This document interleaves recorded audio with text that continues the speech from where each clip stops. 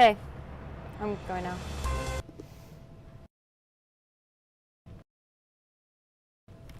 Good afternoon. My name is Kayla Lopez. Thanks for joining us here at the News 12 Now desk. It is 1:06, and we're actually going to take you in to this news conference with South Carolina Senator Lindsey Graham. He has been briefed, and we're going to take into that right now as it's happening.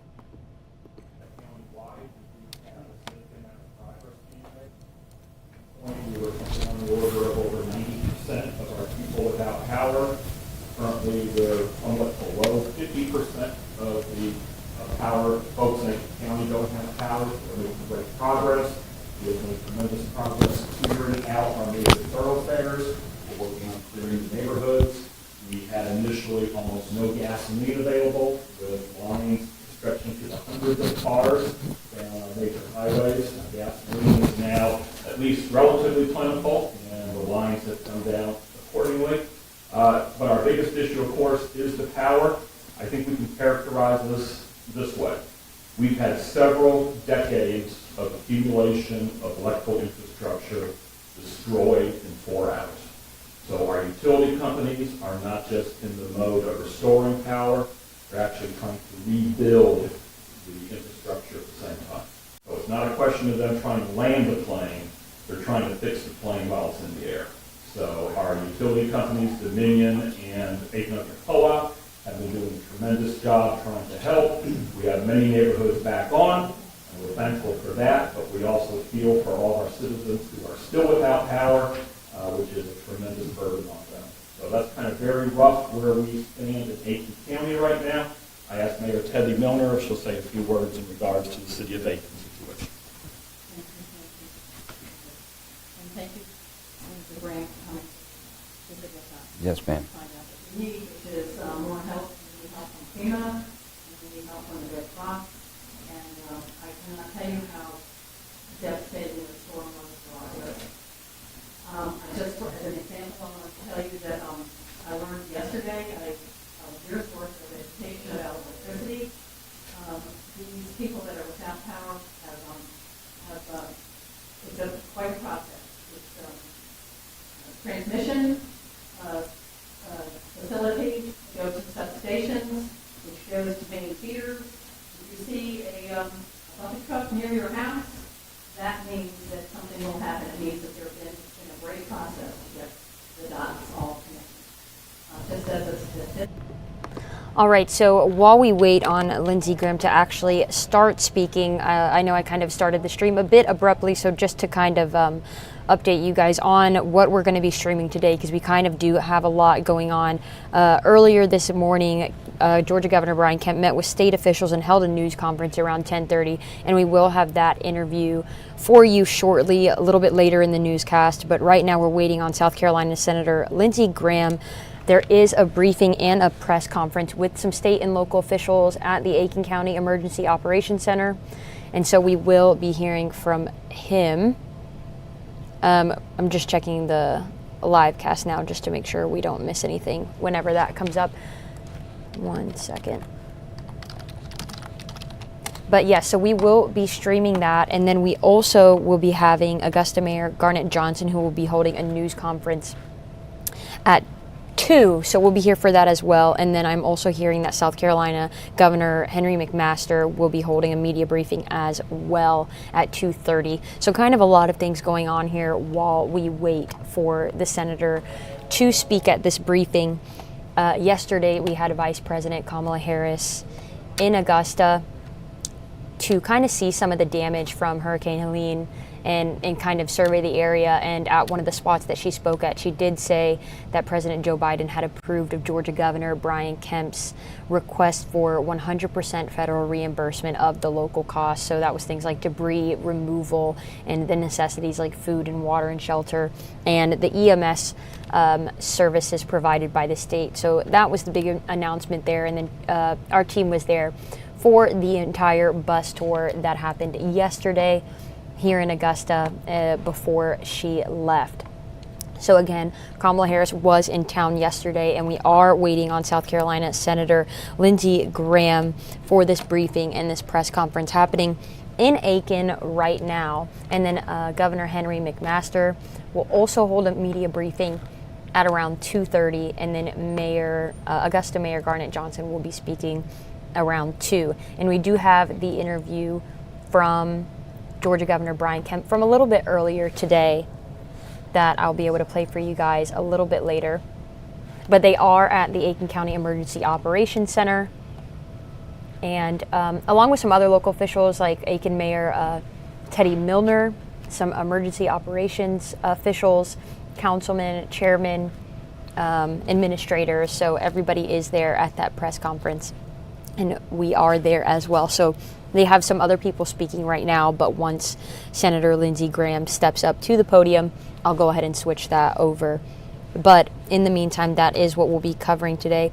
And I just wanted to say, since we're in Aiken for this today, I'm just looking over here because it looks like some movement's happening, but it's just some other officials. As of Tuesday, we reported that there were 62,000 in Aiken without power, and I want to pull up this power outage map for you real quick so we can take a look at that for a second. As of Tuesday, it was 62,000 without power, and right now we're looking at about 44,000 in Aiken. So that number is going down slowly, but it is going down. If you look at the 62,000 from Tuesday without power, now total 44,122 in Aiken without power. So it is going down just slowly, and if you look at surrounding areas, Edgefield, just about close to 10,000 still without power. But majority of the red we can see is over here, but a lot of these lower counties seem to be doing a lot better. These numbers have gone down drastically, but again in Aiken, 62,000 on Tuesday, now going a bit down, 44,000 as of right now on this power outage map. And I did also want to go over some things with you guys on our website while we wait as well. It still looks like we're waiting on Senator Graham, but I will take this again.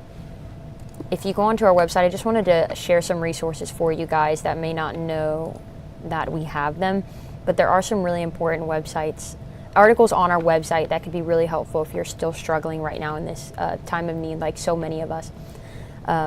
We have these articles: emergency relief, how to find locations offering help, the free food and water, where to get it across the CSRA. These are going to be the articles that you'll click just to figure out where maybe there are water donations going on, food donations going on.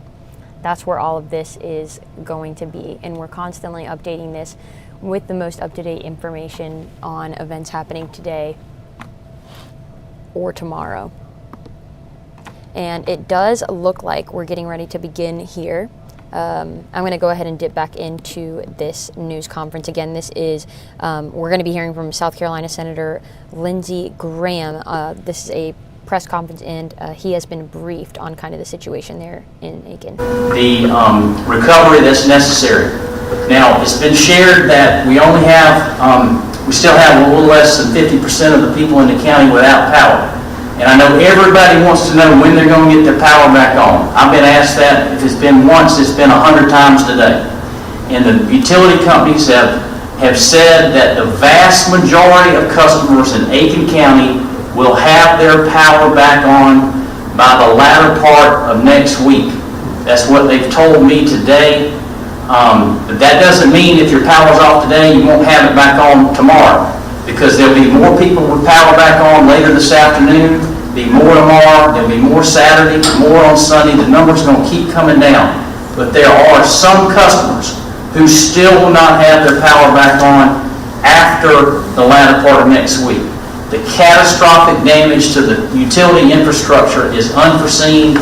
It takes hours upon hours of time to rebuild what we had in Aiken County with running the power. And this is not just Aiken. It goes into the whole entire viewing market for the media here. It goes into Edgefield County. There's catastrophic damage to the utility infrastructure, and they have to literally rebuild it. What took years to build, we're trying to rebuild it in some places in a matter of days. And so I want to give a shout out to the utility companies and the effort that they're putting forth. There's over 1,000 people on the ground in Aiken County, linemen and personnel for Dominion Energy today. There's about 400 for Aiken Electric Co-op, and there's more coming for both companies. And we in Aiken County, our team that you see here and that we've got around this county, we're not going to stop until our residents have their power restored, our streets are cleared, and we make sure that our water services are provided to the residents. And I want to, again, thank everybody in this room who's been working together as a team to help our county and our state. I want to thank the South Carolina National Guard and the South Carolina Department of Transportation and all the other state agencies that have stepped up to help us with all the different challenges that we have, and we're going to continue to move forward.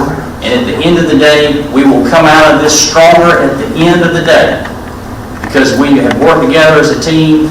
We've kept our eye on the ball, which is to get the power restored, clear our streets, rebuild our communities, and continue with lives as we know them in the best place to live in South Carolina, which is Aiken County. Thank you. Thank you, Senator Young. I have Brian Sanders, Aiken County Administrator, and Paul Matthews, Emergency Management. Brian, you'll handle it.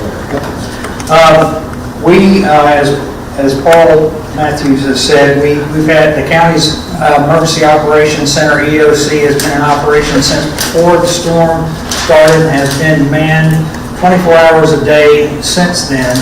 So day and night, we are working on the problem. One big issue is water. Even though we know that the water companies that provide water, we believe that they're all operational, even if they're on generator power. We believe they're all operational, but there are a number of people that live on well water and they don't have power. So we know there is a need for water there. We have resource requests into the state. Some of that water is coming in. One thing I want to say about resources, as it was mentioned before, this just does not include Aiken County, but a large swath of the western portion of the state. So resources are trying to be spread across all of those counties. I think 23 counties were in, I think it was the number I heard that had significant damage. So we know people need water. We're getting it as quickly as we can. We know there are a certain number of people that lost all of their food when the power went out. That was an investment for them. If you lose $200 or $300 worth of food in one fell swoop, and you may not have $200 or $300 to go out and buy food. So I know that their food pods, City of North Augusta has done an excellent job with that. We're trying to do that here with the county and the city of Aiken, but it's trickling in. But again, another resource is trying to be spread over, the western part of South Carolina. Now, one thing we have agreed to do, that we do have several tractor trailer beds out there full of resources, but we are hosting for regional distribution. That's not all for Aiken County, unfortunately. Some of that is going to as far away as North Carolina. But we are simply trying to do our best to be a good team player and host here. So, but some of that is going out to our residents, and more is on the way. So I wanted to stress that. We know electric, we've talked a lot about that today. I did want to mention about the food and the water resources and kind of get everybody up to date on that, because those are a lot of the phone calls that we're getting in question. I want to stress that Caroline, it's on the county website. For medical needs, people need to call there if they have needs that cannot be met through their usual channels. But the Caroline. We again, team effort. A lot of our volunteer organizations are helping with private property matters, and they're out there in force and more on the way. I know we've got chainsaw teams from as far away as Alabama. Again, it is a team effort. It is not something that we normally prepare for. Yes, the coastal areas do prepare for a Hurricane 1. I've lived here all my life. I can't remember ever a Hurricane 1 coming through here. Maybe a tropical storm, but not a Hurricane 1, a Hurricane Category 1. So we're doing as best as we can do, and we continue to try to help every way we can. Thank you. Thank you, Mr. Sanders. United States Senator Lindsey Graham. Thank you. Well, one, I'm very glad I came. I talked to Governor McMaster yesterday, who's, I think, doing a great job, him and his team. Thank you to the National Guard. Thank you to the State Guard. So, thanks for coming and educating me. What have I learned on my trip? Aiken County needs more, and it needs it now. More is coming. We're going to expedite everything that we can.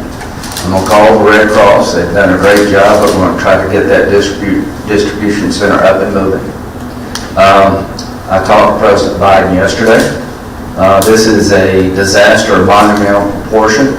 We need to be back in Congress, in my view, and pass a supplemental bill to help people like South Carolina, Georgia, Florida, all these states. North Carolina has just been devastated. That's going to be probably $150 billion. But that's why the government exists. That's why you pay your taxes. I can't say we spend all your money well, but we're going to spend this well. What have I learned? I've learned that North Augusta is the worst hit, and that's saying a lot. It really is saying a lot, because I've seen a lot of bad things. This is Hurricane Hugo for our part of the world. I live up in Seneca. This is usually what coastal communities experience, but we've gotten the brunt of it here. It turned in a way we didn't calculate, and sort of the rest is history. So my takeaways, what I need to do, I need to call FEMA. They haven't seen anybody from FEMA here in Aiken County. Before the sun rises tomorrow, you will. Call the Red Cross, try to speed up distribution. I am going to reach out to Minion and the co-ops and see if we can get more people down here to get power on quicker. There are folks all over the state, from all over the country, and I'm going to try to direct some of those resources this way. Generally speaking, by Friday, most of the state's going to have power. You've been the hardest hit, and to hear that it may take through next week is heartbreaking, but I understand why. I do believe we can speed that up if we get more people down here, and my goal is to try to get you more people to speed this thing up. So from my point of view, I've been coming to Aiken County for the last 30 years, got a lot of friends here, and I am sorry. I am sorry you've been hit so hard. My heart breaks. I think we've had 5 or 6 die.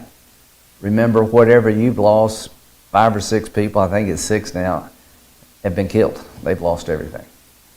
So as we suffer through our losses, we all also ought to count our blessings. And we are blessed to live in a place where people do help each other.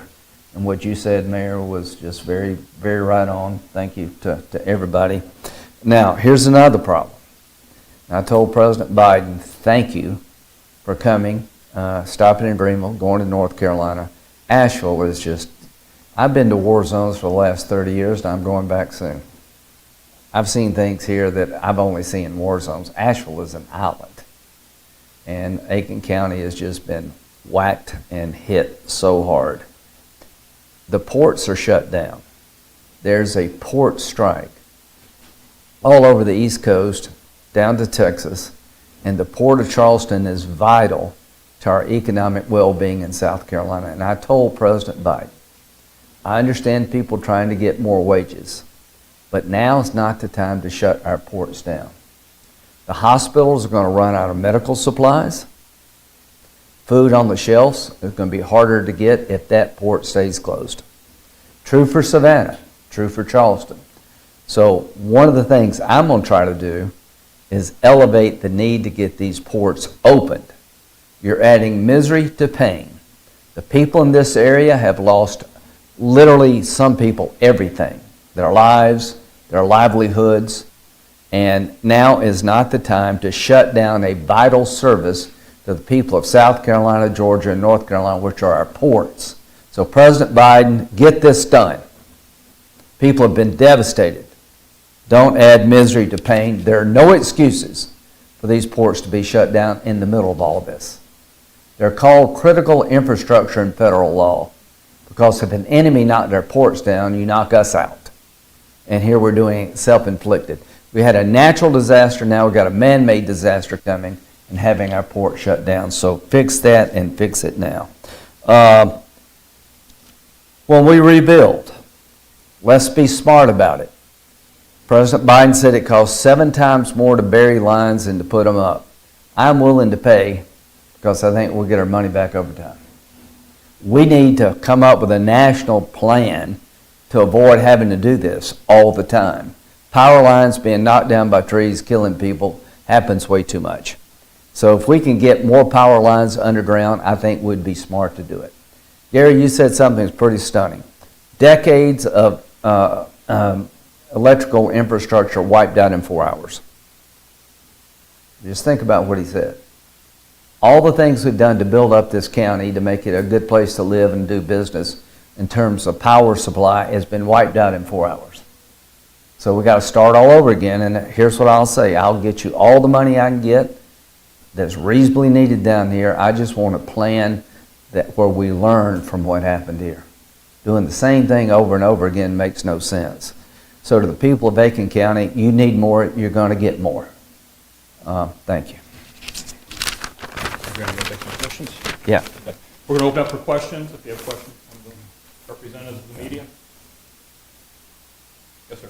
Senator, you mentioned the federal aid package you're hoping to get. Yeah. I also remember that there was some conversation about an emergency energy declaration. Yeah, that's been done. That's been done. Okay. What kind of size or scope of package? I talked to President Biden. Nobody really knows yet, but just driving down, I'm going to Edgefield next. And I've been coming down here, driving from Seneca to Aiken for 30 years. And it's something I'm, Tom, you said it well. I mean, this is something biblical in nature, really. So I think $150 billion is probably going to be needed. And President Biden sort of agreed with that. I told him I want to do 2 things. I want to get back to Washington. That's where we need to be. We need to get back as soon as we can, get the package put together, then get back and pass it as soon as we can. You need more and you need it sooner. So that's what I'm urging the Congress to do, to find out what we need, get back in town and pass it. But these ports, I'm here to tell you that whatever problems we have today are going to get worse if we don't open up these ports. Hospitals are going to run out of medical supplies. The food on the shelves are going to run out. Did the president give you any answer when you asked about intervening in the strike? He described the problem. I'm looking for an answer. It's not, I don't begrudge people for trying to get a better deal. The ports are important to the public safety and well-being of this part of the United States. And if they're shut down in the middle of this crisis, it will be unconscionable. Whatever increase in wages you're trying to negotiate, can we please help the people who have lost everything? Their house, their livelihood, their kids can't go to school. The hospitals are going to be running out of necessary medicine. The shelves are not going to be stocked with food that people need because everything's shut down. So please, let's look out for the welfare of us all. Let's stop this strike and stop it now, and you can take up your cause later. People are literally on their last leg. Senator, you talk about the plan for nationwide to be better prepared for natural disasters like this. What kind of in details do you think you need to do? Well, I just think one thing I want to look at is, how can you mitigate this stuff? But like burying power lines, I'm sure that's not the perfect answer. But if you drive down between here and Seneca, you're going to see power lines down. Well, what if they're underground? I think they'd be working. I mean, I know it costs more on the up front. I'm sure it's very expensive, but I think we'll get our money back. And I think there are people be alive today that if we'd buried power lines. What's that worth? That's worth a lot to me. You talked about, making those calls after today and getting more help out here. What do you think your priority is going to be?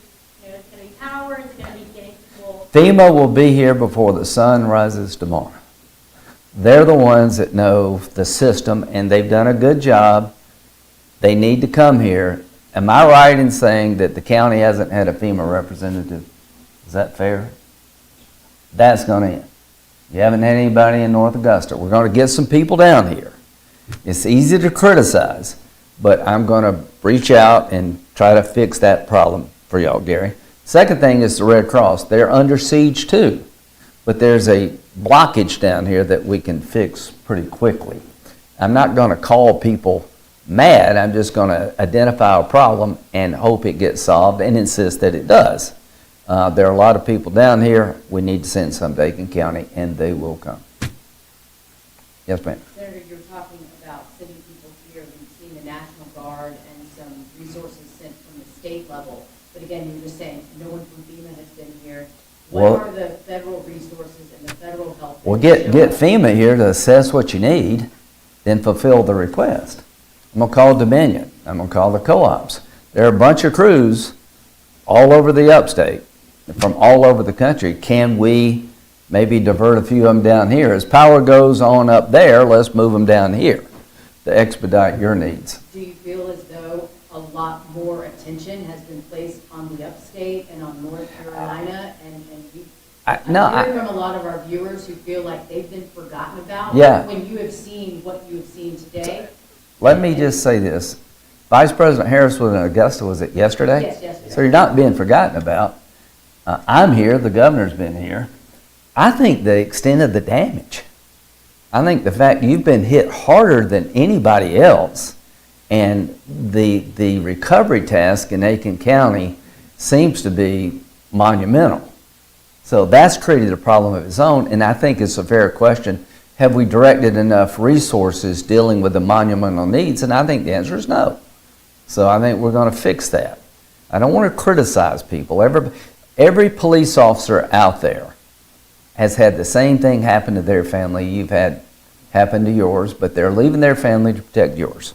Same with all the first responders. Everybody has been hit, so now's the time to lock arms, like the mayor said, and appreciate each other. But FEMA needs to be here, and they're coming. And when they get there, hopefully we can expedite stuff.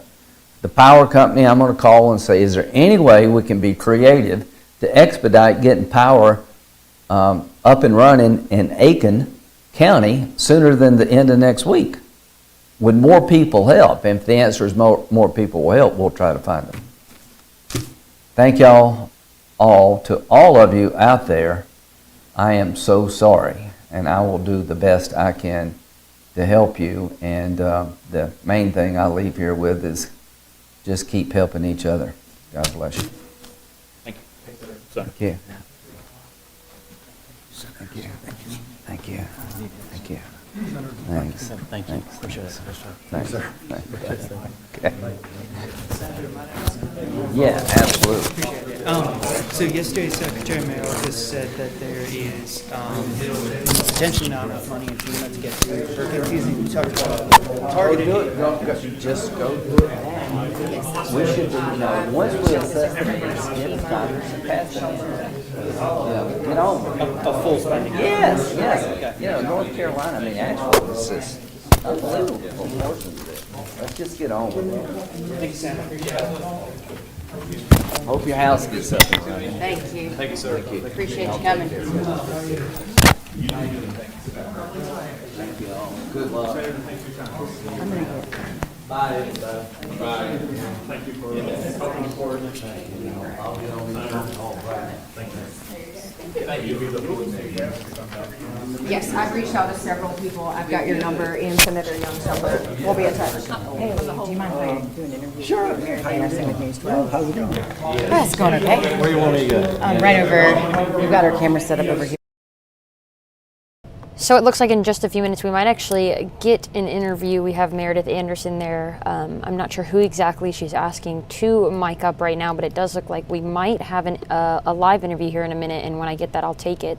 Once we get a better look at that, I'm going to actually, it looks like she's already begun. Once we get a better shot, we'll do that. Exit 1 is nothing. Right. Yeah, if you would slide that up to your shirt. Looks like she has not begun yet. Anyway, so just a couple things that I wrote down from South Carolina Senator Lindsey Graham at this press conference. He says that power for most of the state should be there by Friday. In most of this press conference, he seemed pretty passionate about wanting FEMA to get to Aiken and see some relief there. He did say that there are over 1,000 Dominion Energy personnel on the ground in Aiken. It looks like this interview is getting ready to get started here shortly, so I'll tune into that in just a second. But he did say that FEMA needed to be there and that they were coming. So, and he just wanted people to keep on helping each other. So I'm gonna tune back into this interview and see if we've got anything here. I know. Yeah, sure. Okay. All right, just give you an idea of the scale. Is Gary still rolling? Probably take the multiplying by at least. Sure.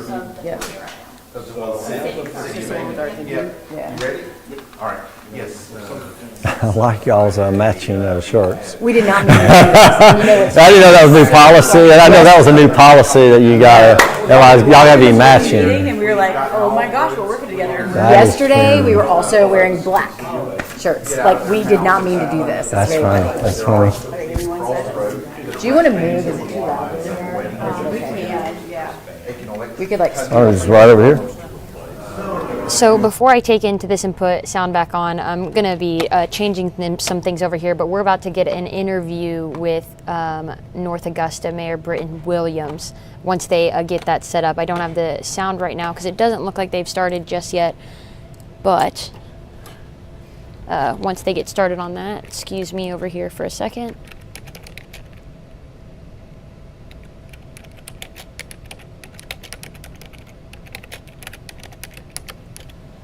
And it looks like they're getting ready to start. Been feeding information out through our city's Facebook page. Yeah, it's been really helpful. It's been really helpful. I think it's been very positive. Yeah. The Facebook page has been really helpful. I mean, that's how I've been getting information. Because like at night when I go home, I'm like, okay, I need to figure stuff out.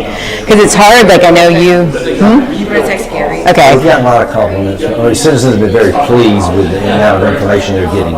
You know, it was great when SRP Park opened and people had a place to go get a hot dog. And cool off in the wild club. Yeah, and ice. Yeah, when I was there, a bunch of kids were there with their families, and they were showing Mrs. Doubtfire on the big screen. So people had a chance to watch a movie, just feel normal for a second. Relax for 5 minutes. To be honest, out of this whole thing, and even though I was there to cover it, that's the most normal I've felt since the storm. Okay. Because it was like people were happy, the power was on, everybody was eating. It really, like, it was the most normal. And I think other people, it was probably the biggest slice of normalcy that they had too. That was really awesome. Well, the Green Jacks have been a good partner for North Augusta. Yeah, that was really special. Okay. I think the movie, huh? Okay, North Augusta. A mess. It's a mess. And is it validating to hear Senator Graham say that it's the worst he's seen? I know you and I know how bad it is, but to have a U.S. Senator come in. I think 3 things. I think Senator Graham, one. I think when SCDOT, the head of SCDOT came in and said it's the worst in the state, and then when I have Dominion Energy CEO riding around, and he used to play, he knows folks in North Augusta, and he used to play in Hammond Hill in the woods, and he said, worst I've seen in 36 years. So I like to be first, I'm competitive, but this is not where I want to be first at. We don't want to be the first when it comes to destruction. But I'm telling you, you heard me say it before, and I can't say it again. I'm telling you, resolve and their positive campaign has been so impressive. I'm telling you, I mean, I'm seeing, what I'm doing, I'm screenshotting copies of stuff I'm seeing posted, but there's example after example of example after example of somebody's turned lemonade from lemons, and they're finding neighbor helping neighbor. So we're not out yet, but so far the first 6 days, I'm as proud of North Augusta as I could be. What's the biggest Makes me need? want to work harder to get this thing going better. What's the biggest need right now you're seeing from your citizens? Well, I think a couple things. One is they need to be checking their house, because once power comes on, if their meter that the power line goes to, if that's not fixed, you won't have power. So they have to get an electrician to do that. Dominion can't do that. So that's one thing. Second thing, when you're hiring companies to cut trees, please push the debris into your yard as much as possible. We still have some spots where the debris is on the road.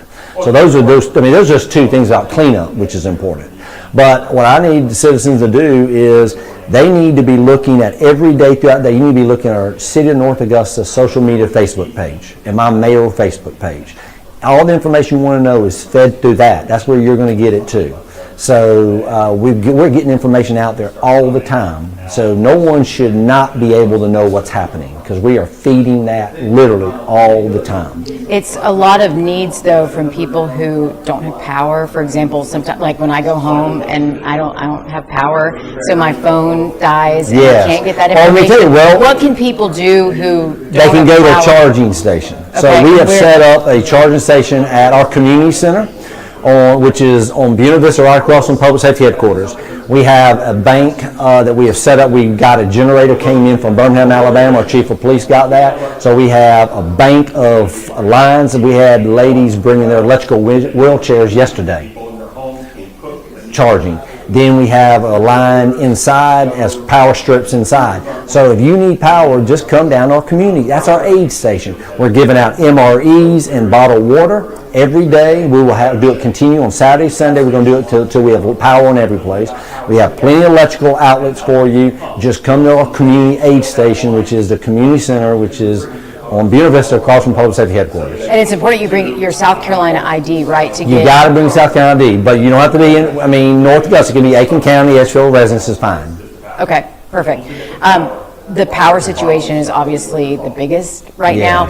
What about water? A lot of people have been worried about boil water notices. There's a lot of misinformation. Yes, so North Augusta, we've been very fortunate. One of the things I commend our city administrator, Jim Clifford, and our team is we made sure that we invested in that. So we have had good water. Now, there have been some neighborhoods that had low water pressure, but there is no issue with water. The challenge with water are for folks, we have these little donut holes that are in the city, but they're in the county and they're on wells.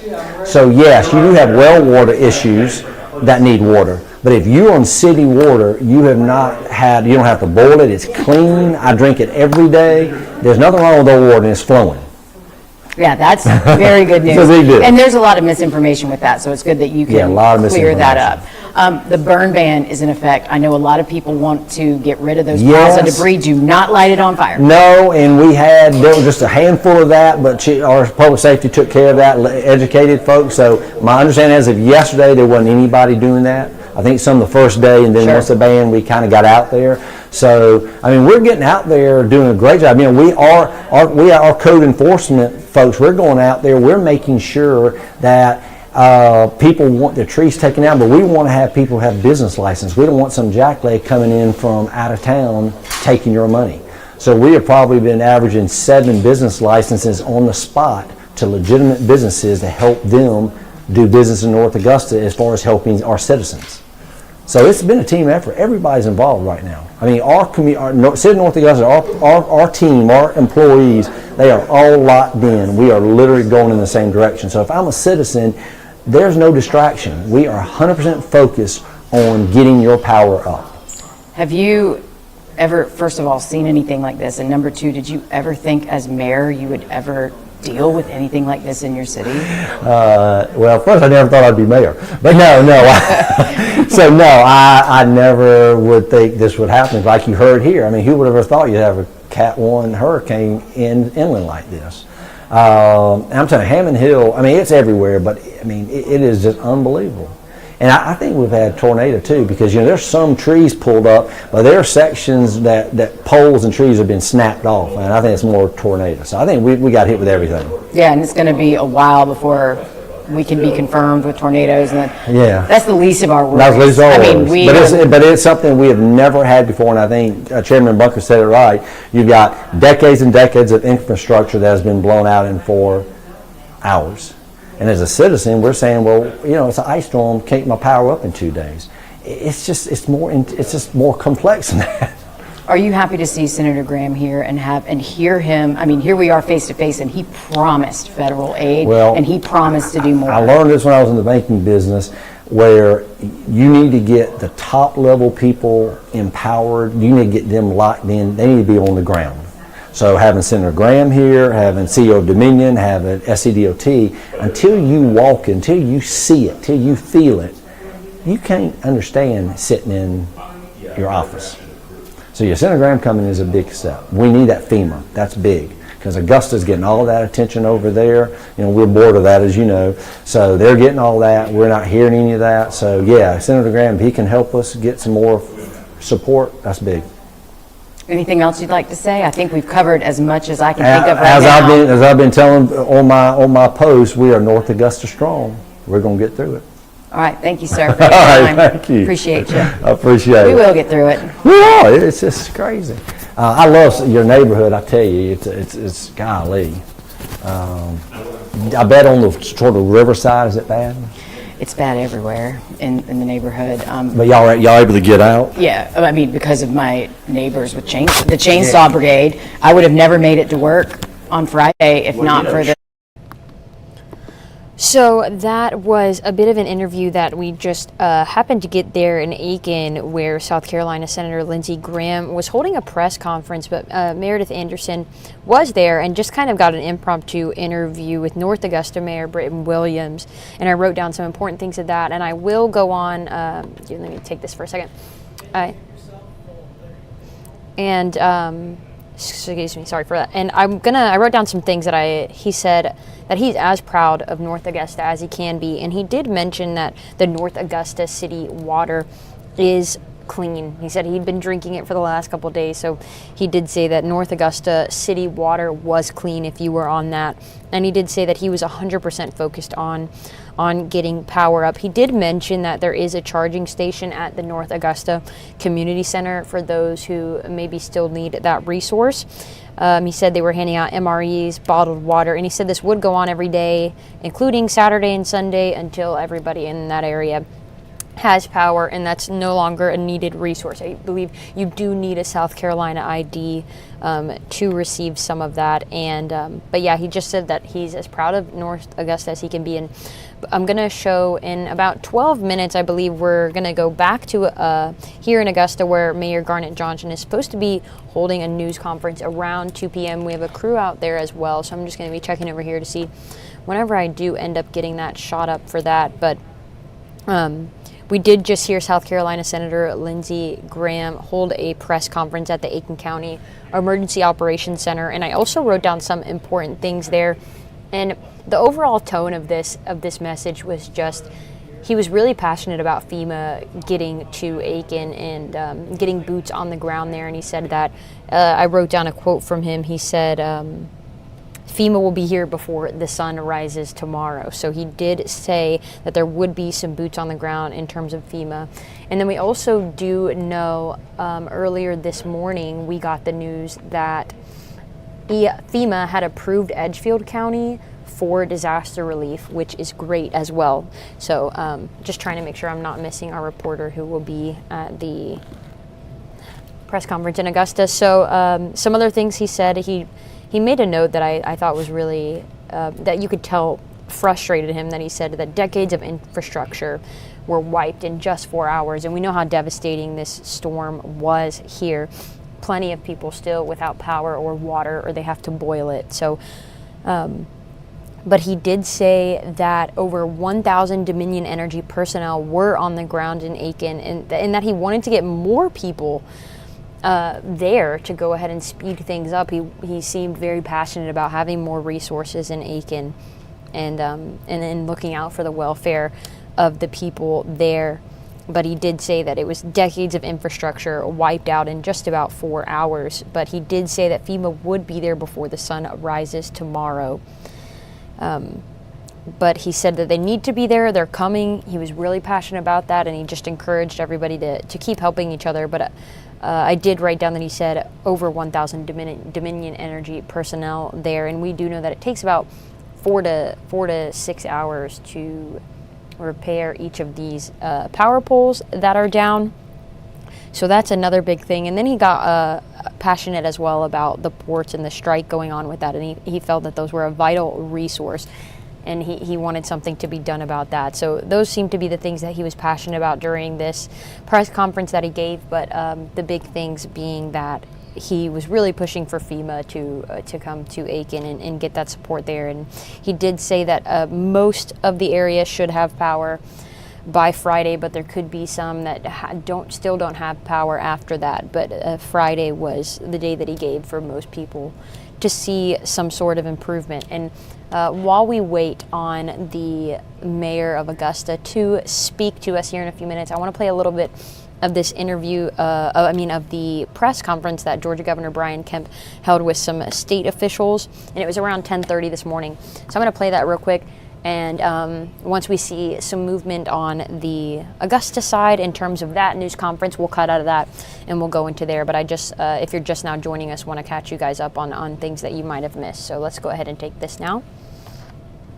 All right, well, good morning, everybody. Thank y'all for being with us this morning. We got Director Stallings with GEMA with us, General Wilson, Georgia National Guard, Commissioner McMurray, Georgia Department of Transportation, and Lieutenant Colonel Kendrick Lowe with the Georgia State Patrol.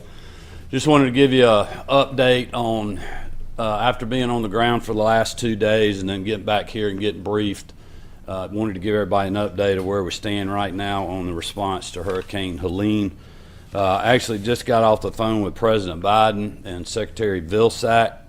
As you know, they're coming into the state today. I thanked them for visiting and also thanked the President for adding the additional counties to the disaster declaration. I did tell him that I felt certain he would hear on the road that there's still a lot of other counties out there that are expressing frustration that they haven't been added to that list yet. So he's aware of that situation on the ground, and Director Stallings and the team continues to work with FEMA in regards to that. Spoke directly to Secretary Vilsack about just the devastation that we've seen with crops in Georgia, with our pecan trees, with a lot of other things that's happening on the ground with our farms, poultry houses laying on the ground, and other things. So as you all know, the ag economy was not good before the storm, and it's worse now. And so I'm very appreciative of them being on the ground to take a look at that today, and I know they'll be hearing about that. Also on the way in this morning, spoke to Deputy Secretary Kathleen Hicks of the U.S. Department of Defense. She was just asking if we had any needs from DOD. I told them that General Wilson and the National Guard had the resources that we needed from a state perspective right now. We didn't have a need for federal action, and as of right now, that's where we are. General Wilson will speak more to that here in just a minute. After my urging, you all know that we had the 11 counties originally. We had a bipartisan letter of Congress supporting the 90 counties, and we're at 41 now. And as I've just mentioned, we'll continue to push for more counties and work with FEMA to do that. We did get some good news yesterday. Director Stallings told me that the administration has agreed to cover 100% of cleanup costs for the first 3 months, which is what we were requesting for them for the category A and B. That is something they agreed to and have announced. For an update, unfortunately, we have up to 33 fatalities in the state of Georgia right now, and close to 200 impacted in total by the storm. Our thoughts and prayers continue to go out to the families of those that have just experienced this heartbreak and this tragedy, to the communities that's affected. And I would just ask all Georgians continue to keep these citizens in their communities in their thoughts and prayers. I want to thank the members of the General Assembly and specifically the Speaker and the Lieutenant Governor for quickly agreeing to support us in suspending the gas tax in Georgia. That goes into effect today. It'll take a little while for that to get baked into the pricing, but eventually we'll save Georgians up to 32 cents a gallon for regular gasoline and 36 cents a gallon for diesel fuel. A lot of people in rural communities that we talked to yesterday are spending a lot on fuel right now, responding to the storm, running generators to get their wells going, to power their homes, to power nursing home facilities and other things. And so we feel like this will economically help people a little bit, and I want to thank the General Assembly for doing that. We also work with the Department of Revenue and appreciate them waiving the penalties for using dyed diesel fuel. We started getting reports when we were on the ground about there's plenty of fuel out there. The problem is getting the fuel out of the tanks into vehicles or into storage containers because of the power situation. So we've allowed individuals to use off-road diesel on road. So people have farm supplies and other things, they can use that in any vehicle they got. We would encourage them to do that, and we'll keep people posted when we end that waiver. But currently in the state of emergency, we're going to allow people to do that. You'll hear from General Wilson, as I mentioned earlier. We're now at almost 2,000 Georgia National Guard citizen soldiers working across our state. They're doing an incredible job. Marty and I had the opportunity to visit with a lot of them when we were on the road the last couple of days. They are working very hard, loading water into trucks, chainsaw cut teams clearing roads, clearing lines for power companies, distributing meals, getting pods set up, just incredible work. But we're at almost 2,000 strong now. Power update, roughly 270,000 meters are still out or customers. That's down from a peak of about 1.3 million. Georgia Power has roughly 200,000 still without power. They've restored power to over 1.14 million customers, which is about 85%. I've been told they feel like later today or tomorrow they'll be at 90% of people back online. Just to put this in perspective, I know there's a lot of people that are frustrated out there, and I can certainly appreciate that, and Marty and I felt that when we were on the road yesterday, but also told them this is unprecedented that we're dealing with. Previously, the worst storm Georgia Power had ever dealt with, they had 1,700 poles that needed to be replaced. Currently, there are over 8,000 that have to be replaced. So this is just a significantly larger power outage storm that we've ever dealt with in the history of our state. They have more than 21,000 spans of wire down on the ground, which equals about 1,000 miles of wire that they have to get back up or either replace. Over 1,500 transformers were damaged. They had over 3,200 trees on power lines that they're having to clear. Some of those are over swamps, and they're having to actually use helicopters to remove trees from transmission lines, which is just incredibly dangerous, and incredibly talented people that are doing that work. They now have over 20,000 personnel working to get power back on. Our EMCs, 162,000 outages, primarily in south central, southeast, and east Georgia.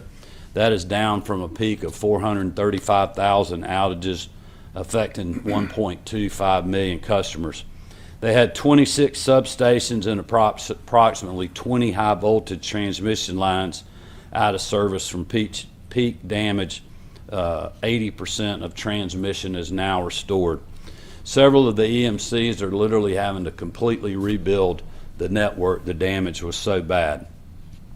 They have more than doubled their workforce, but I would tell you, their customers are mainly in rural Georgia. It's a long way distance-wise between metering points, and it just takes a lot of time to get those poles and to get that network built back up.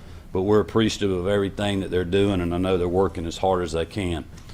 One note of power, if people are using generators out there, unfortunately we lost 3 lives in Chatham County to carbon monoxide poisoning from a generator. So just make sure, and I appreciate the media helping us message this to make sure that your generator is placed a safe distance from your home or your shop or wherever it is that you're staying, to make sure that we do not have any more fatalities from generator episodes and carbon or CO2 deaths. You know, I told every county I went to yesterday in my opening remarks that no one was spared in this storm, and we've certainly seen that from the Big Bend area of Florida all the way through our state, through South Carolina, North Carolina, parts of Alabama, and Tennessee. And the stories that we heard and the things that we now know just really hits home for these communities and the families. One of the first lives lost was a first responder, Leon Davis, the Blackshear Fire Deputy Assistant Chief, when a tree fell on his truck while responding to a call. Trying to help those in need, he lost his own life. A 27-year-old mother in Thompson, Georgia, McDuffie County, and her 1-month-old twin boys were crushed by a falling tree when it hit their home. In Washington County, where Marty and I both were yesterday, a 7-year-old boy and a 4-year-old girl died when a tree fell on their home, trapped them inside that burning house. Marty and I had the opportunity to speak to both sets of first responders that had to respond to those calls. You can imagine the toll it's taken on them, on their colleagues, and on that local community. So again, I would ask all Georgians to keep these individuals and those families in your thoughts and prayers. And also, it is a reminder for us to watch out for each other from a mental health perspective. A lot of these people are working extremely long hours, putting themselves and their community ahead of their own families and their own homes that have trees laying on them. And just keep an eye on these individuals, make sure that they're getting the help that they need. And as the First Lady always reminds us, we've got the 988 hotline number and other resources available for those individuals. There was also some incredible stories of search and rescue. We heard one, I believe it was the Forestry Commission folks got to a lady that got so scared in her home during the storm she got in her car to try to drive away from it. The road got blocked in front of her. She tried to back up. Trees started falling, blocked her in, basically trapped her in her car in the middle of her driveway. Trees completely surrounding the vehicle. She couldn't get out of the vehicle. Thankfully, none of them hit the car. But 3 days later, because the Georgia Forestry Commission and first responders were checking every home, they found her and got her out of that car and saved her life. But she'd been in there for 3 or 4 days. Those are the kind of stories that we heard when we were on the road out there. It's just amazing what our first responders were doing. There was an older lady that same type story. She was trapped in her home for several days, and we finally, or the local first responders finally got to her, literally saved her life as she was starting to run out of food or water. And then every community we went to, you just have everyday heroes that are stepping up, like the sheriff and his family in Glasscock County, the school superintendent there. They lost power to their school. Their food supply was going to go to waste. They took everything out of their freezers, got it to the sheriff, and they were literally cooking hot meals for people in their local community. We were in Johnson County and visited with a small church in Kite, Georgia, a new church, divine intervention in some ways. This little old church has been feeding 4 to. So I'm actually going to go ahead and take us into this. Sorry for the abrupt ending to that interview with Brian Kemp, but we are going to take us here to Augusta in just a couple moments, where it looks like Mayor Garnett Johnson will be providing an update. And while we wait on that, it looks like, let's see if we can get some sound here. Okay. But it does look like they're getting ready to begin. Y'all look good, boy. I tell you what, y'all the best dressed crew I've seen today. Yeah. So it does look like he's getting ready to start shortly here, and then if we need to, we can go back and finish that Brian Kemp interview. But for those of you that are just now joining us, we're in Augusta now, getting ready to listen to the Augusta mayor speak on some updates.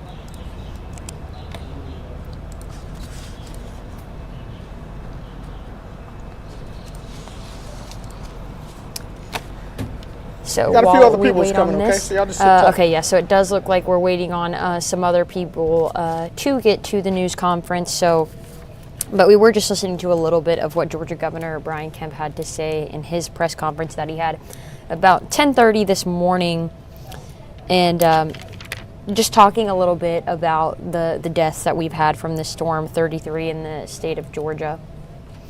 And he did say that almost 2,000 Georgia National Guard citizen soldiers were working across the state. And he just shared a little bit on those stories of some of these families that have been affected by this. So we can play the rest of that interview a little bit later, but here we're waiting for Augusta Mayor Garnet Johnson to speak a little bit on some updates. I know the boil water advisory was issued a few days ago. And as far as I know, in the city of Augusta, that is still active, still boiling our water here, Augusta Utilities. So hopefully we can get some positive updates. Not really sure exactly what he will share. We also just got finished with a press conference from South Carolina Senator Lindsey Graham. There was a press briefing and a conference at 1 today in Aiken County at the Emergency Operations Center, where they also gave some updates after he was briefed on some of the damage there. And some of the things that he said were kind of asking for this relief from, wanted to see some boots on the ground from FEMA in Aiken County, and he said that they would be there before the sun rose tomorrow. And he just wanted to get more people down there so they could speed things up with this. I'm going to take the sound here again just so I can, oh, okay, I thought they were about to get started. Maybe looks like he's taking some notes or something. But yeah, he really just wanted FEMA to be there. He said they needed FEMA, they needed to be there, and not they were coming, and he wanted people to get the relief in that way.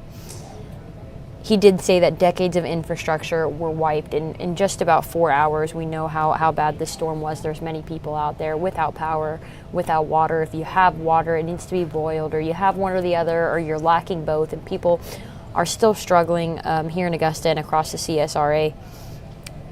South Carolina Senator Lindsey Graham did say that over 1,000 Dominion Energy personnel were on the ground in Aiken, but he wanted more people there to help speed things up. And it looks like we're about to get started, so I'm going to take us into this.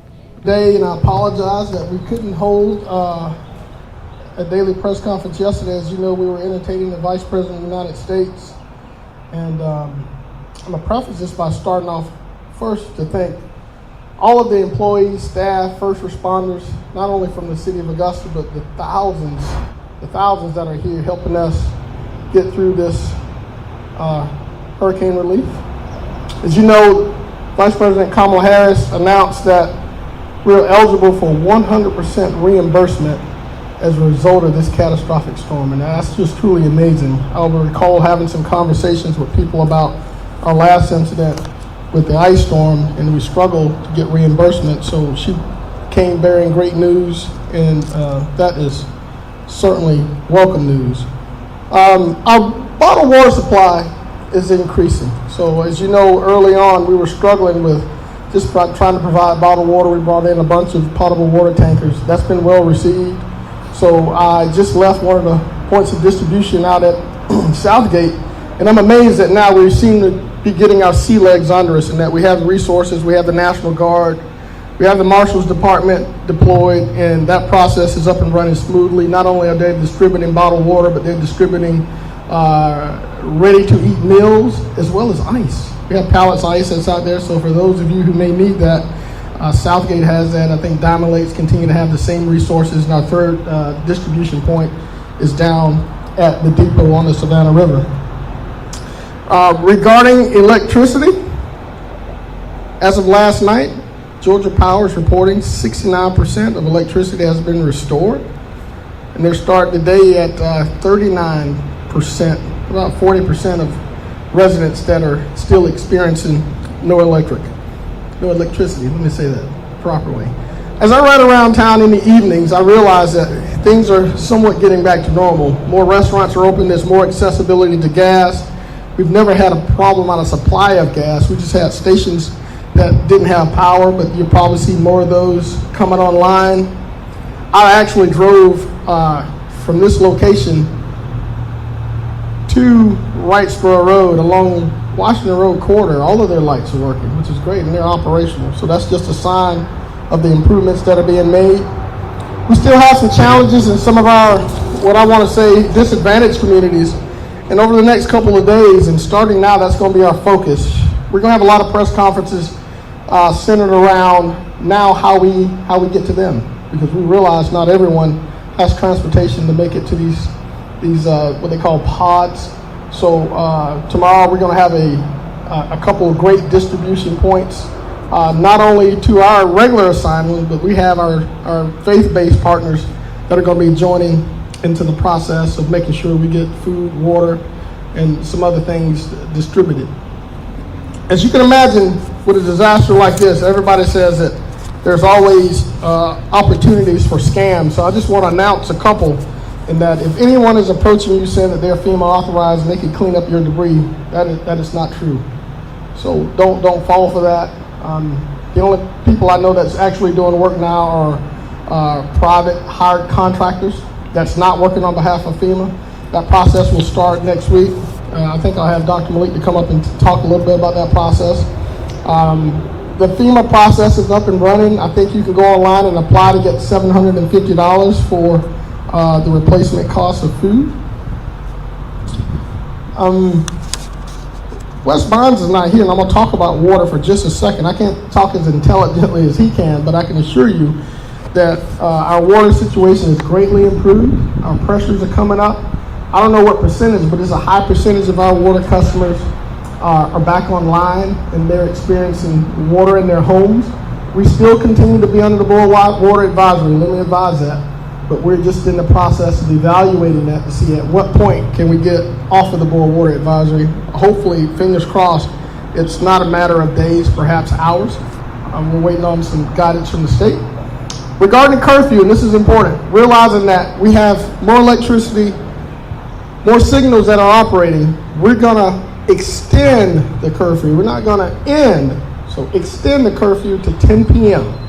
So those who may be getting off late as people start return to work, those who need to get gas in the evenings, we have more signals working, so we feel confident and comfortable in extending. We're gonna keep it in place because we still have some concerns on some areas that are dark. Some homeowners have concerns about potential looting. We haven't had any cases of that. We want to make sure that we keep everyone safe and sound. And at this point, I'm going to turn it over to Chief Burden. He's going to give you some updates regarding our EMA response. One last thing before I forget. We realize it's day 7 now. A lot of people have been without power, and as you can imagine, your refrigerators are probably starting to grow green with all of the food and everything that's in there. The city of Augusta, in conjunction with the mayor's office and the commission, we're going to waive landfill fees just for food waste. This is very important, food waste. So if you have food that's in your freezers, in your refrigerators, you can take it to our landfill at no cost. You will have to show a Richmond County ID. That is only for Richmond County residents. And keep in mind that as you take that food, it's only food waste. Don't include it with yard waste or garbage or anything, because this FEMA process is very extensive. So if you have yard waste, we highly encourage you not to take it to the landfill, to take it to the right-of-way at the front of your property and pile it there, because in order for the city to get reimbursed, all of that will have to be accounted for, and there's an extensive auditing process. There's an extensive process to how it's done, and we don't want to endanger our chances of receiving that 100% reimbursement. So it's very, very sensitive and very, very important that you properly dispose of debris. You can't mix it with appliances. You can't mix it with construction debris. It has to be just a simple tree limbs, leaves, and things of that sort. So with that said, I'm going to turn it over to Chief Burden, and we'll come back for a few questions. We're not going to go as long as we normally do, because people have said I don't have that much battery power, and we just want to get to the point. So Chief Burden. Thank you, sir. Well, good afternoon, everyone. Just wanted to take an opportunity to provide you with just a few updates. First and foremost, I want to inform our citizens that currently we are not accepting clothing donations. So in the event that you go to one of our pod sites, you may be turned away because we're not accepting clothing donations. Our community strike teams are out in the community. They are providing critical resources to those in dire need, including restricted transportation, support for individuals who are unable to get or access to our pod sites. As the mayor mentioned, we are pleased to announce that we have ample water supply, bottled water and or potable water available for our citizens. Our electricity, so we are at 69%, as the mayor mentioned. Progress is being made by the hour. That is a far cry from where we started yesterday morning at 39%. So progress is being made. I want to thank our partners at Augusta University. We've teamed up with them to establish a distribution hub where we're receiving goods as a point of distribution out and into the community, into our pod sites. So thank you, Augusta University. I want to alert our community of scams. We know that they're out there. Be cognizant, be prudent as it relates to that. Before you sign anything, please check with your local officials. And for those scammers that are out there preying on our community, we know you're there. We have a team looking for you. National Guard support. So we have 75 additional National Guard members on ground today, specifically at our point of distribution sites, helping to manage and distribute goods. And then finally, I want to conclude by thanking the men and women of Augusta Fire Department. They have been tremendous during this effort. Friday morning, when this tragic hurricane hit us, we were out. I had an opportunity to visit with one of our shelter locations where I spoke with a mother. And what she told me really just stuck with me. She told me that in the midst of darkness, what she saw when she looked up was those lights from the fire truck. And it gave her some comfort. And so our men and women, they have been working 36 hours. Each shift has been 36 hours long for them. And they have been there. So if you see a firefighter, please thank them. We're here for you, and we will be here for you till the end. So thank you. Thank you all for being here. Next, we're going to have Dr. Hamid Malik. He's going to come up and talk about, very briefly, the yard waste and the food waste. Yeah, good afternoon. So the garbage pickup service fully resumed. We're calling it a recovery week. So there may be hit and miss, and also the area is still not accessible. But other than that, all 4 types of waste are being picked up, which is household waste, yard waste, bulky waste, and recyclable. Household waste and recyclable probably got mixed up, not being picked up. So right now we're treating both as a household waste, and they're going to be picked up same time and go to the landfill.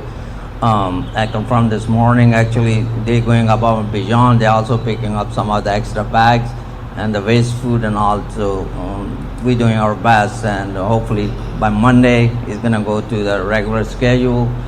This week, they lag, like few days. Yeah, Thursday, so they're picking up Wednesday. But it's a recovery week, so it's going to be hit and miss. But we're fully functional. We have both CNG gas station operational.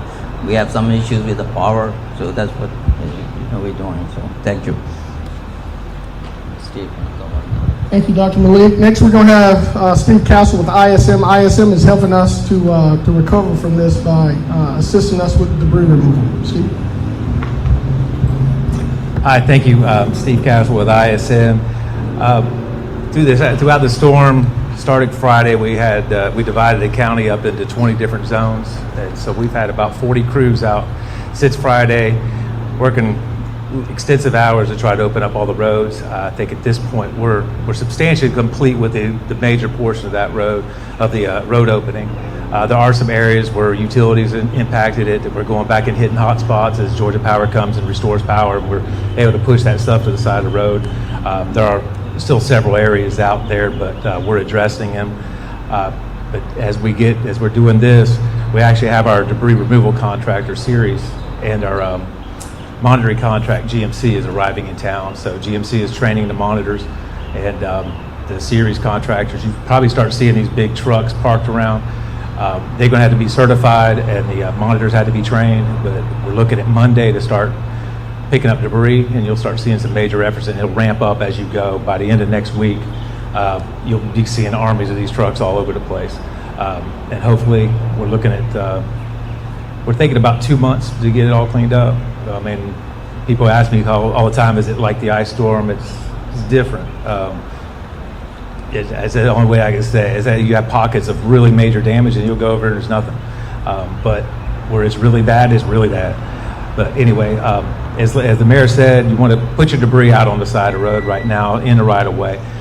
At best you can. Some places it's going to be impossible because the stuff already fell and you're just cutting it up and moving it. To stay away from utility locations, especially your water meters, guy wires for the utility poles, storm drains, because it's going to rain at some point during this process, so you can cause localized flooding that may impact your yard and make things worse.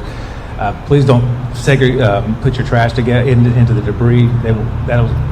It's not that we won't pick it up. It'll take time. It'll delay everything. We're not going to pick up the trash at the same time. We're just going to take it out and throw it back in your yard. And bagged waste, like leaves and things like that, that's not nearly what this cleanup is for.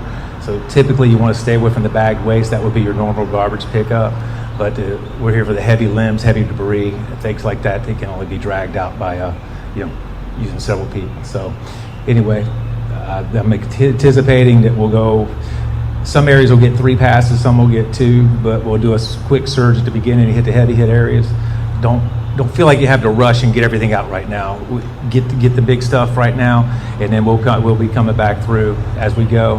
And at some point, every road in Augusta will be driven and certified by a contractor that it has been cleaned, and at that point, we're no longer done. So this high-tech operation, believe it or not, we'll have GPS on every truck, and we'll know exactly where every pile is picked up. So we'll get to you.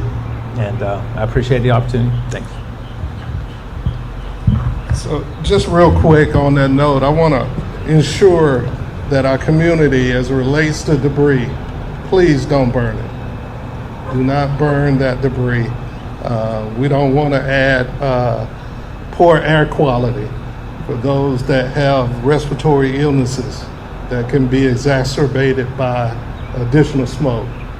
And just please be safe. Our firefighters, in conjunction with the relief efforts, we've experienced 9 fires, 5 of which happened in one day. So those of you that are without power, ensure that your knobs on your stoves are turned in the off position. And so we're seeing, as power is being restored, that fires are happening as a result of that. So just please practice safe habits at home. If you're using candles, please do not leave them unattended. And whatever you do, please don't go to sleep with those candles lit. All right. Thank you, Chief. Thank you, Steve. As you know, guys, this response has been overwhelming, especially from the private sector. Very early on, we've had numerous community partners to reach out, and we're just fortunate to have one today. We're going to call them up in just a second, but I just want to note that they were the very first to call. I think Friday morning before noon, they called and had an offer for help. So we're going to let them spend just a few minutes to talk about how they're going to help this community, help us recover from this hurricane. So I'm going to call up Ms. Melinda Little with Comcast. Thank you, Mayor. Mayor Johnson, first I want to thank you and this incredible crew back here and all the city leaders who have been responding to this hurricane, this tragic crazy hurricane that showed up out of nowhere. Our hearts and minds at Comcast are with all of Augusta and all those who have been hit by the storm. As the mayor said, I reached out to him early Friday, and Hillary and Shanique, who are on my team, also have been working with you. We've brought water, but we know you need more, and this is a long recovery. And so we want you to know that we have our crews here working 24/7 to restore services in conjunction with power and other utilities to make sure that the city will be up and running as soon as it can be. But we also know that you're going to need some financial help. And so today, Comcast NBC Universal is announcing a $100,000 donation to the United Way CSRA. We just want to be here. We are your neighbors, and we want to make sure that you all have the best recovery possible. So thank you very much.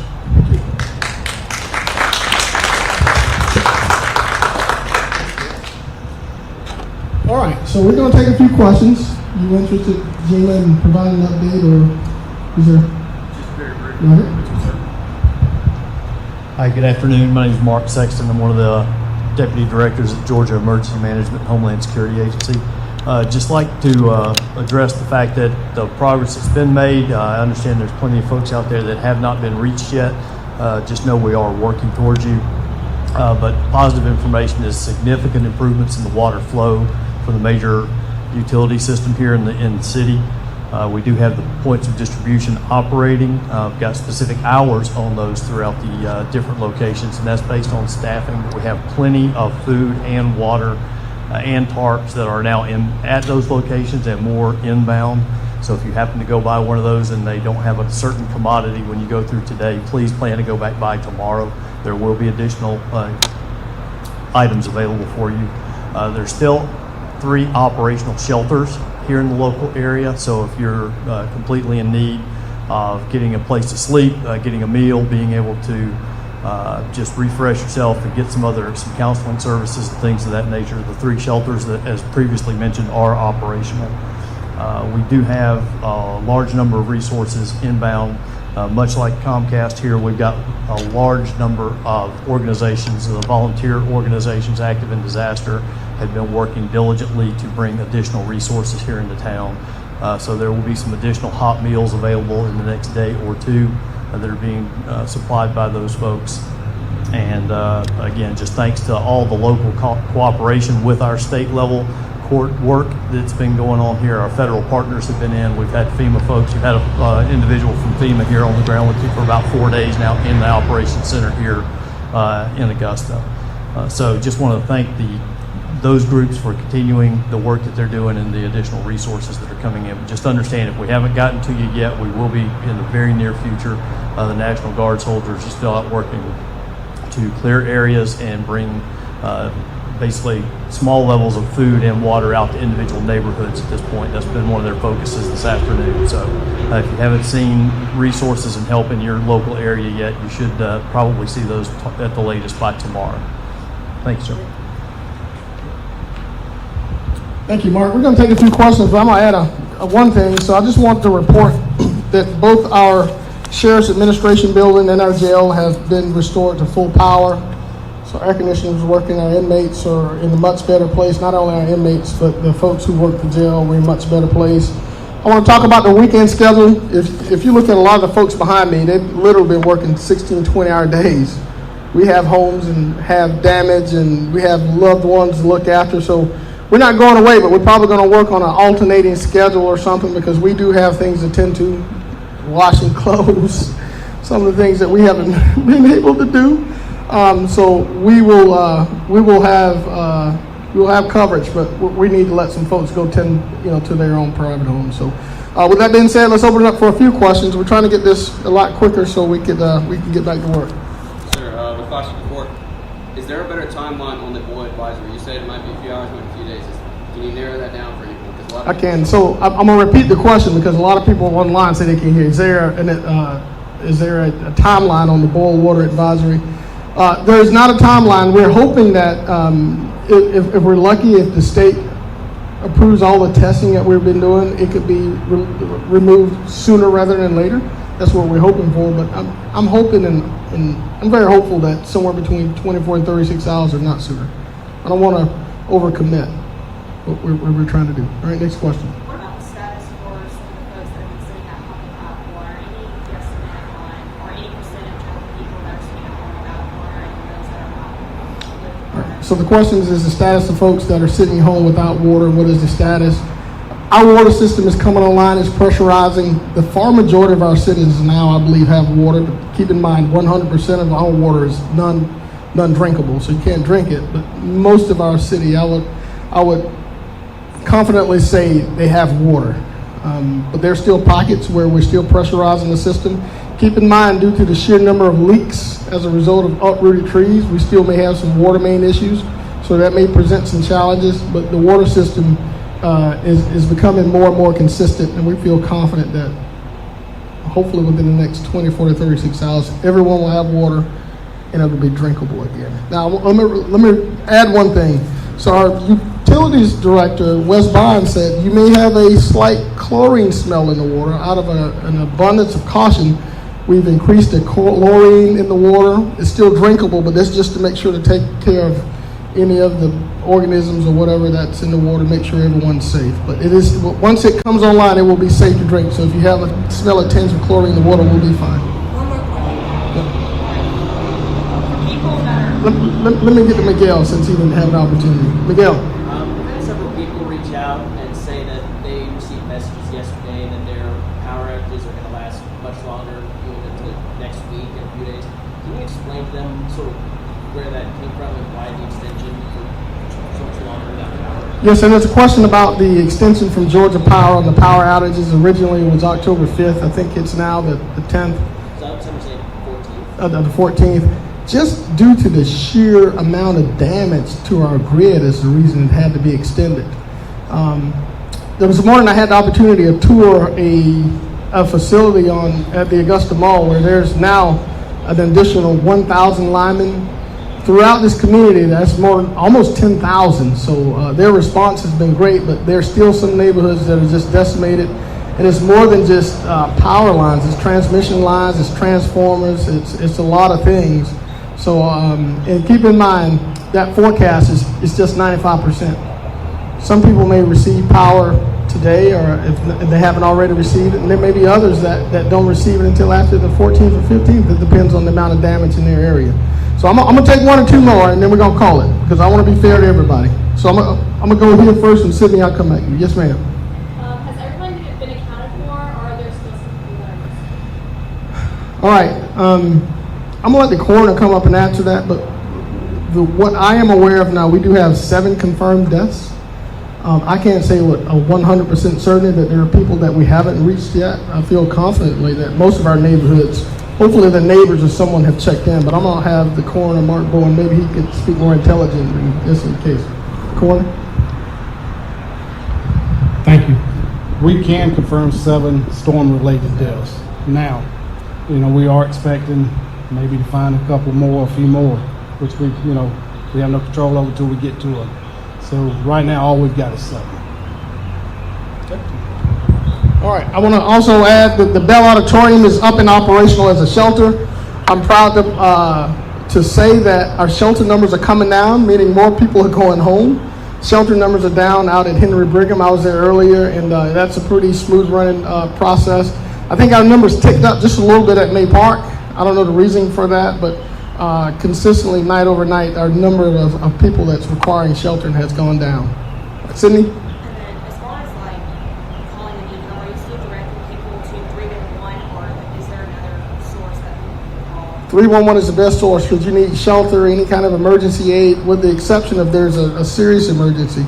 311 is the number. If you need to try to gain access out of your neighborhood, 311 is the number. Last question. Any more? I got one more. Okay. How are you getting the word out communication-wise? Because a lot of citizens have told me that they are struggling hearing what's going on, updates with the city, water, infrastructure, everything they said there. You're not getting timely information, and it's very delayed or it's inaccurate. How are you getting that out there? We certainly understand the struggle in that.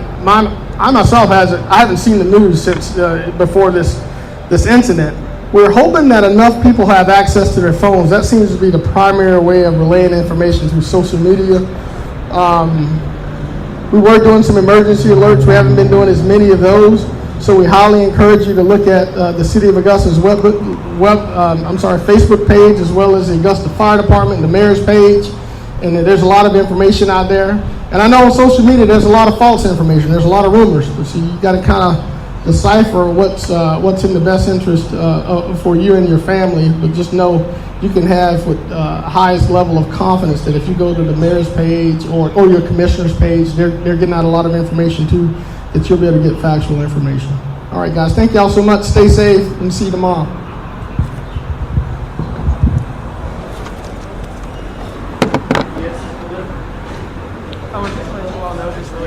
Oh yeah, they are. All right, stay safe. See you tomorrow, 2 o'clock.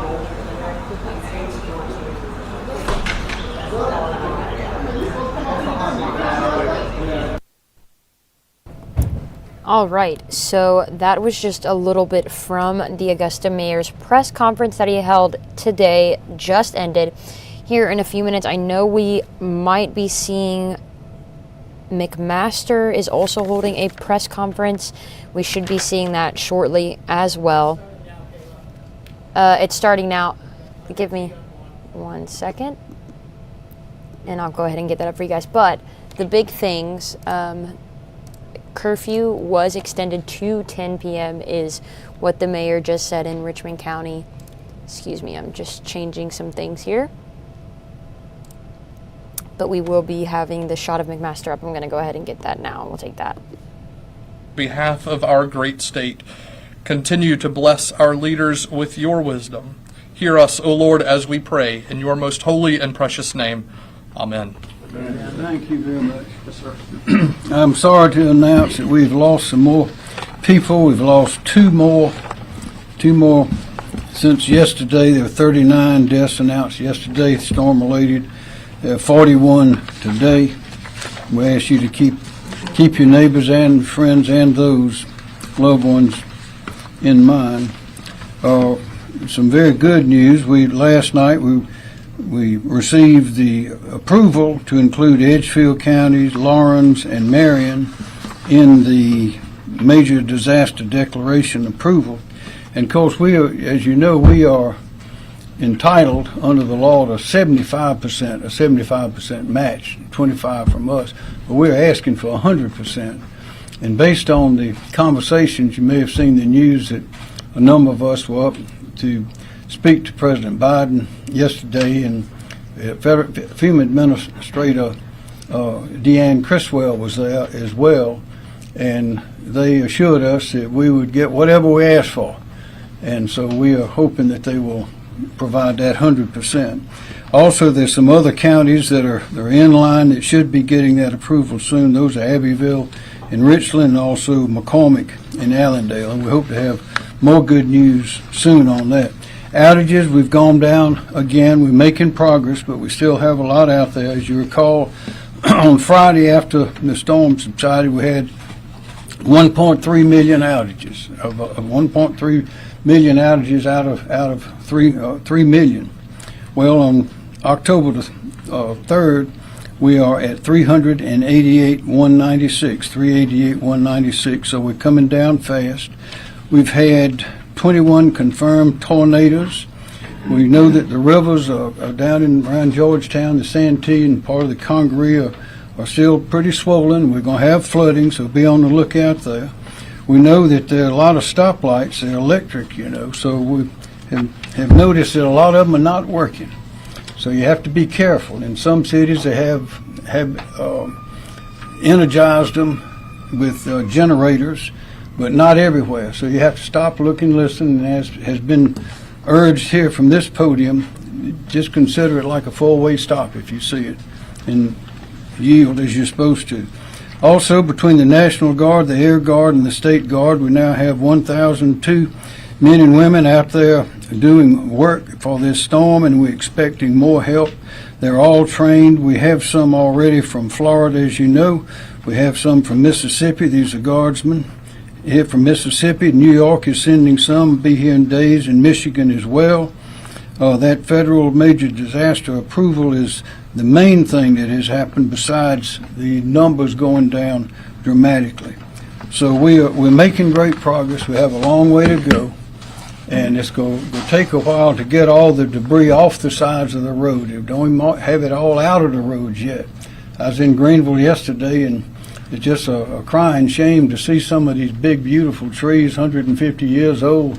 They're this big around. You see the stumps there. And saw one that was on a house. A man, wife, had 4 children. Nobody hurt. The tree fell right on top of them and smashed the house, but somehow they made it out just fine, and the neighbors were all running around out in the yards there, and they were working together to clean that place up. And it's really an interesting thing to see how not only do the professionals that do this for a living are working so hard to get back to normal, but so are the citizens all over the state.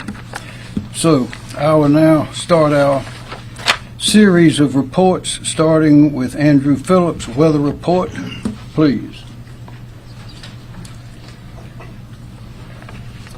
Thank you, Governor. Andrew Phillips, South Carolina Emergency Management Division Chief of Preparedness. SCEMD continues to monitor and coordinate with the SCDNR Flood Mitigation Program and NWS hydrologists regarding the ongoing river flooding. Rivers in the far eastern part of the state are still rising as water works its way downstream.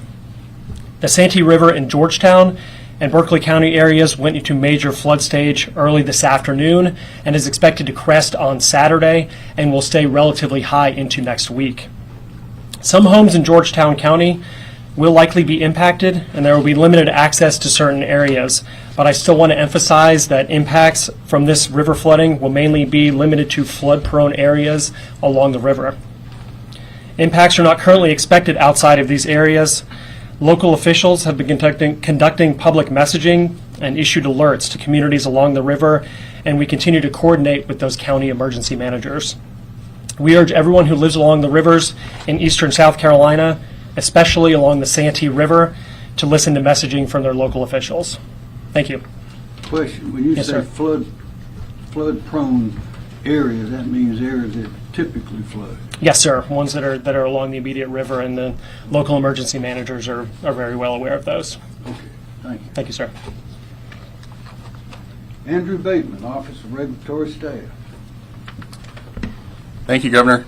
Andrew Bateman, South Carolina Office of Regulatory Staff. As the Governor mentioned, outages still do continue to decrease. Currently, we're at about 388,196. That's down about 90,000 since yesterday. The ORS does continue to work with utilities, state agencies, and others in an effort to help bring down outages statewide.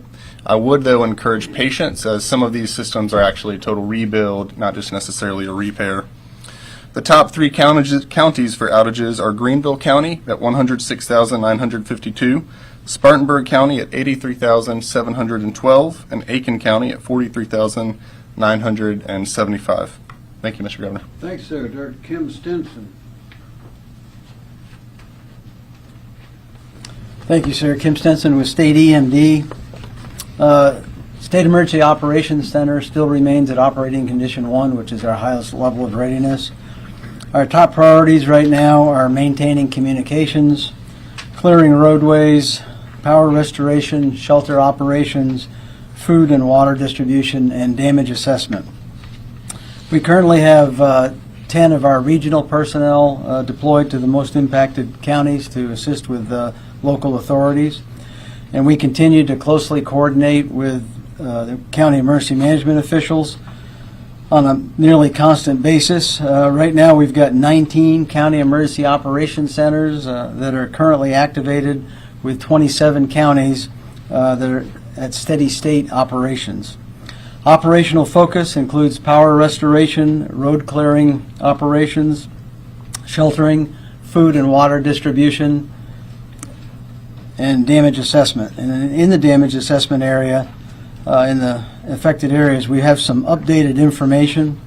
On the residential side, we've got 23 counties that are reporting over 3,500 damaged homes, of which 196 are considered destroyed, and over 1,100 are considered with major damage. In the public assistance area, and that's the infrastructure damage, emergency protective measures, and debris, and there's a considerable amount of debris is being reported by 38 counties for a total of $16 million. County governments are closed in 4 counties today, which is trending down. In the logistics area, we have actioned over 800 requests, of which 300 have been completed with 500 in progress. The most requests are for water, shelf-stable meals, fuel, and pod support, and that's the point of distribution where the food and the water is distributed. And to that point, there's 16 points of distribution in business today in South Carolina to issue that food and water. So far, we have issued almost 500,000 meals, 769,000 liters of water, and over 3,000 tarps. And under the Emergency Management Assistance Compact, and you'll hear about this from some of the other agencies, we have or will have received resources from several states, including Delaware, Florida, Louisiana, Mississippi, and New York, and that's ranging from search and rescue teams to engineer assets. And on the federal assistance side, we're continuing a major push to rapidly add counties to the federal declaration for individual assistance. Edgefield, Lawrence, and Union were added last night, and we are coordinating with FEMA to conduct those surveys in several other counties, including Abbeville and Richland, which are being done today, and McCormick and Allendale on Friday. Last point, and Governor already mentioned this, is that FEMA normally funds 75% of the cost for a disaster like this. And that includes debris and emergency protective measure costs. However, because of the extraordinary circumstances of this disaster, we'll be requesting today 100% federal funding for those items, debris and emergency protective measures, and that'll be for a 180-day period. However, FEMA may choose to approve a shorter period of time. We continue to work with them on that. Thank you very much, sir. I'm glad I listened to what you said. You said Edgefield, Lawrence, and Union. I think I mixed it up. It's Edgefield, Lawrence, and Union. That's what I got written down here, sir. Okay. That's important. Yeah, thank you. Okay. Brigadier General Robin Stilwell, National Guard. Thank you, Governor. Good afternoon, ladies and gentlemen. As the Governor previously stated, the South Carolina National Guard currently has over 1,000 service members responding to Helene, and we are continuing to build. Our engineer teams are fully engaged in the impacted areas, conducting debris clearance operations and chainsaw operations. We also have augmented our forces with additional forces from the Florida National Guard who are currently on the ground. Additionally, engineer elements from National Guards from Mississippi, from New York, from Michigan are also coming to the fight to assist us in responding to the storm.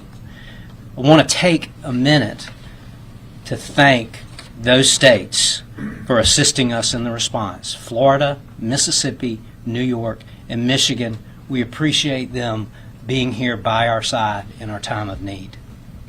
We also have general purpose troops arrayed through the impacted areas.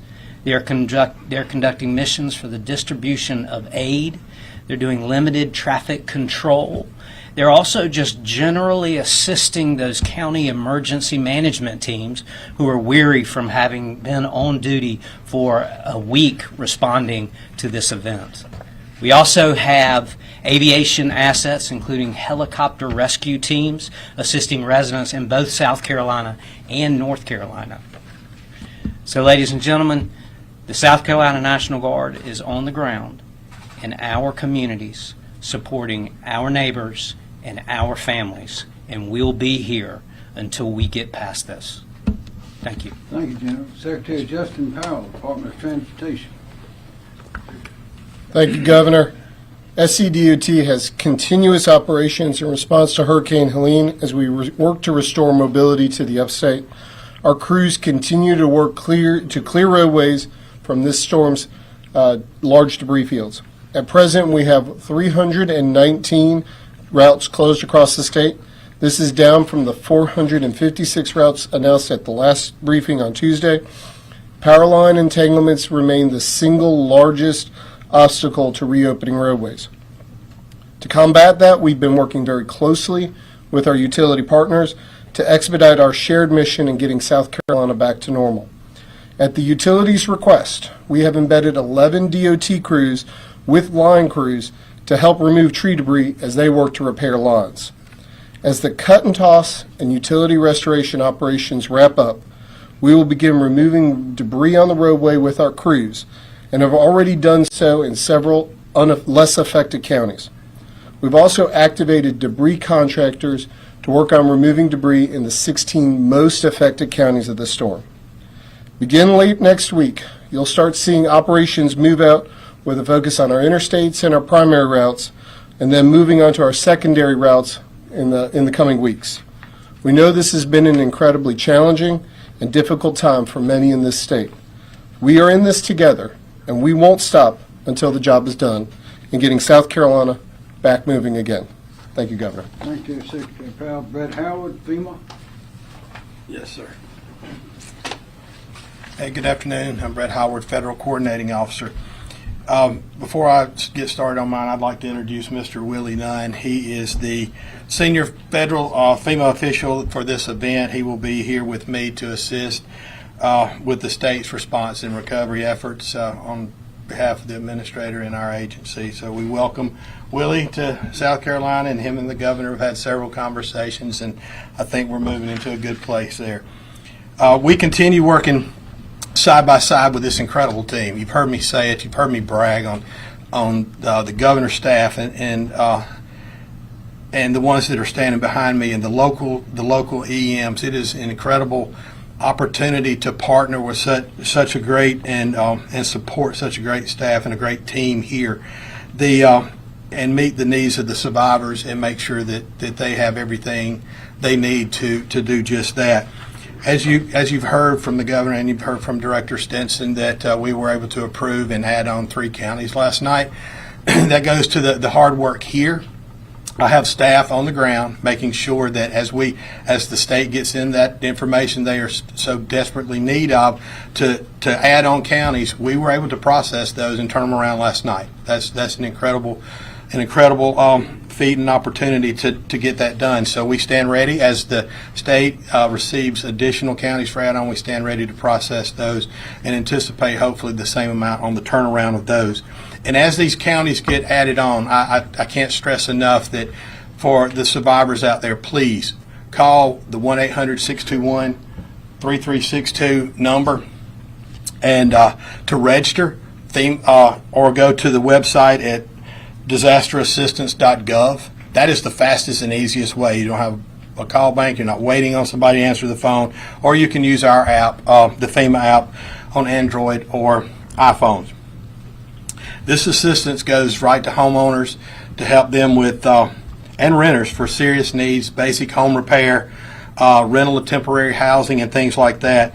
So it's very important you call to help jumpstart your recovery.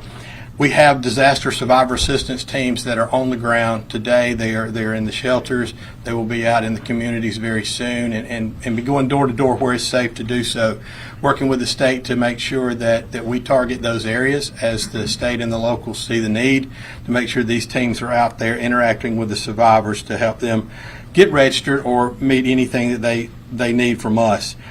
Currently, we have over 108,000 already registered for federal assistance and approved more than $4.4 million already, and this is in the initial few days of the activation, or the declaration. I apologize. The American Red Cross is currently engaged in targeted distribution of emergency supplies to a lot of them to low-income communities and those that can't get out and get food and supplies.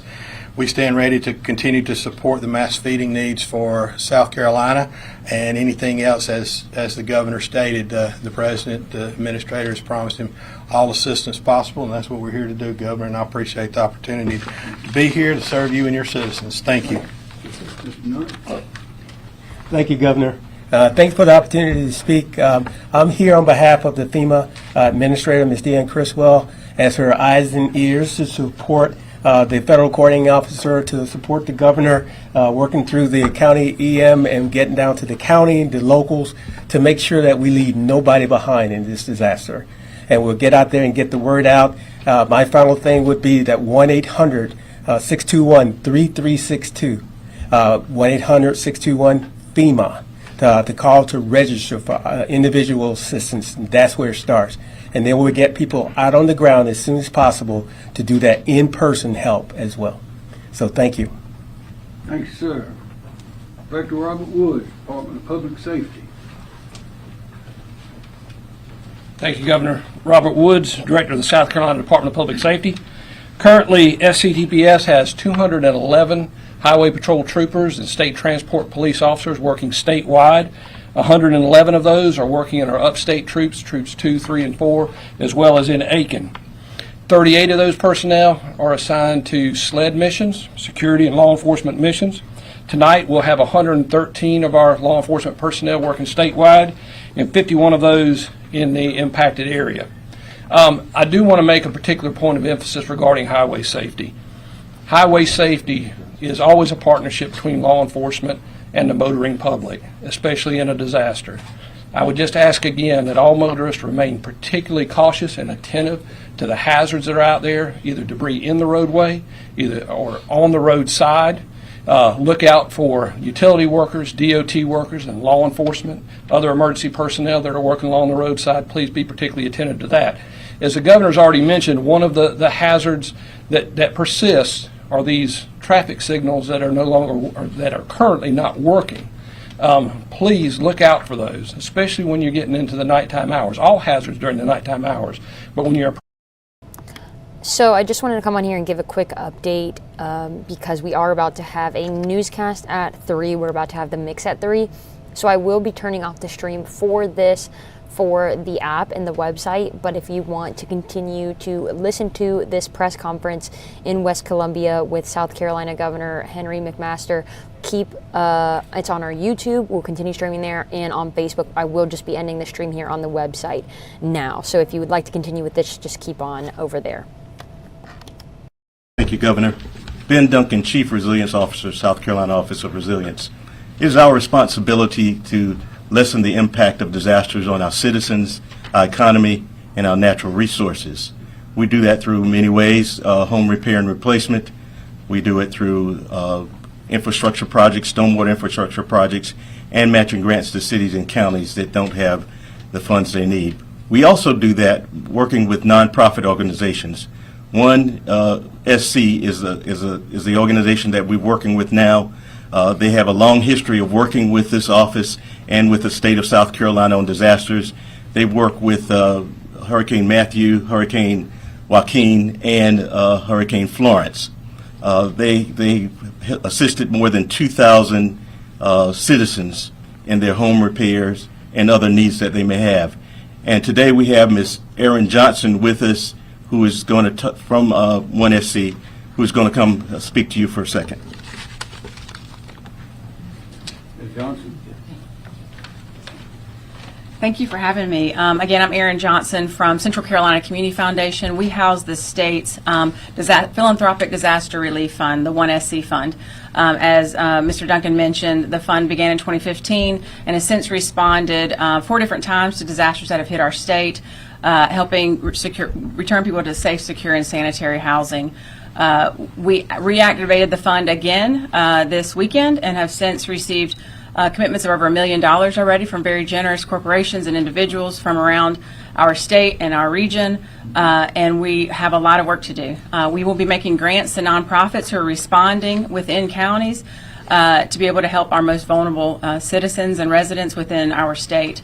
We will get grants out as soon as possible. Our goal is already next week to get out emergency response grants to our nonprofits who are on the ground, and then we'll begin making grants to nonprofits through an application process after that. So we're ready to get to work, and we really appreciate the governor and his staff for their support. Thank you, ma'am. Chief Mark Keel, SLED. Mark Keel, SLED Chief, ESF 13, SLED, DNR, Triple P, SCDC, and Department of Public Safety have 180 personnel supporting local sheriffs and chiefs around the state with security-related missions in 17 counties and 3 cities. Those 17 counties are Aiken, Allendale, Anderson, Bamberg, Barnwell, Cherokee, Edgefield, Greenville, Greenwood, Hampton, Lawrence, Lexington, McCormick, Newberry, Oconee, Pickens, and Spartanburg, and the cities of North Augusta, the city of Union, and the city of Packlet. SLED's regional captains and myself have been in contact with our sheriffs this morning and are assessing their current anticipated needs for assistance.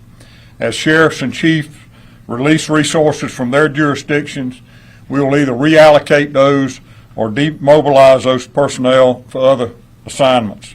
This morning, we increased the number of law enforcement personnel assisting the Edgefield County Sheriff's Office with providing a heightened law enforcement presence for line crews working in the area.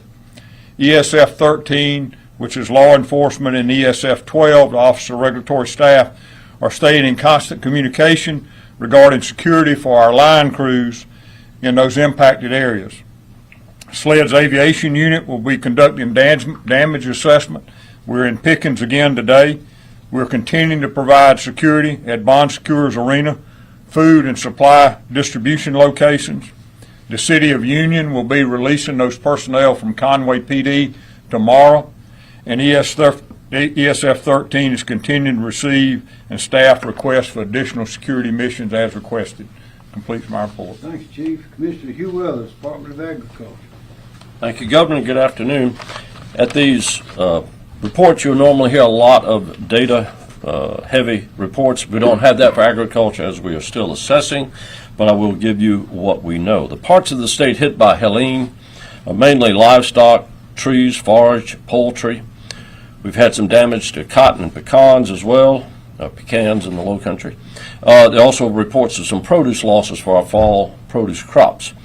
We'll give you one example. One of our state's largest pecan growers in Edgefield County will have a total crop loss, and 70% of their mature orchards are on the ground. Infrastructure is taking a big hit on our farms. Infrastructure for agriculture might be fencing, drainage, storage structure, or production facilities. Power outages are now having an impact, and they are straining poultry and livestock operations, dairy farm, feed mills, food manufacturers, and they're all running on backup generators. We're working through our ESFs here at EMD to manage the potential impacts. We'll give you some poultry losses that we know, and they come from generator failure, just over 300,000 poultry, chicken losses from almost 100 poultry farms that are operating on backup generators. We'll point out that agriculture is a team, as Clemson Extension agents, as well as our own staff members, are out in the field helping farmers assess damages. We've attempted to contact our food manufacturers, feed manufacturers, retail food establishments, dairies, produce farms that our agency is involved in regulatory status. We want to reiterate to them it's important to communicate to us their current condition so that we can pass along that information ahead of further issues. You may have seen some empty food shelves on the stores. Grocery stores. We're not concerned at this point in time about a widespread food supply impact. There are local impacts that we're working with as the food supply chain works to get over this. In the coming days and weeks, we will work with FEMA and others to make sure our farmers are aware of the coming resources from federal and their state partners. I will point out that farmers and their employees, just like all of us, are residents. So again, we need to make sure that they're aware of the resources available to them for their homes. Point out that between the summer drought, Tropical Storm Debbie, and now Helene, every part of the state's agriculture has been impacted in 2024. I'll close by saying, as we've seen through so many crises, farmers are resilient. Sometimes resilience has a negative consequences, and it is difficult to get farmers out of the repair mode and get into the resource request mode. So that completes my report, Governor. Thank you. Director Emily Fall. Thank you, sir. Emily Farr, Director of the Department of Labor Licensing and Regulation. As the state is moving from response to recovery, the State Fire Division continues to staff the state's firefighting and search and rescue efforts, supporting resource requests with urban search and rescue teams and fire department resources through firefighter mobilization. We still have over 150 personnel assigned to missions to support the county's response. Moving into recovery, the labor and licensing divisions of the agency stand ready to support the public as we work to recover from the storm. For property repair, something to keep in mind is to make sure that as you start to look to rebuild and repair your home, take photos before you start the repairs to be able to use for insurance and other reimbursement purposes. Make sure that you hire licensed and insured contractors. Ensure they're state licensed and bonded. You can check those licenses using LLR's licensee lookup at www.llr.sc.gov to verify a contractor's license. If you're not sure if a job requires a license, you can also contact the agency by calling 803-896-4696. Also, our South Carolina OSHA team, our Occupational Safety and Health Administration teams are on the ground providing free safety supplies and advice on safe work practices to help minimize risk during recovery efforts. They are out there providing personal protective equipment such as safety glasses, gloves, dust masks. They'll be providing information also on education and necessary protective equipment to the general public that may be trying to clean up, as well as employees, employers, and rescue responders. So you will likely see them throughout the area providing that response. And just a note as well, we've mentioned a couple of times, please keep in mind that very important generator and candle safety. Continuing to urge citizens to make sure those generators are not run inside the home or in an attached garage. Keep them at least 20 feet away from windows, doors, etc. to the home. All of this and many other messages are available on the agency's website at llr.sc.gov/emergency. Many other messages there. So thank you, sir. Thank you, ma'am. Director Mike Leach, Department of Social Services. Thank you, Governor.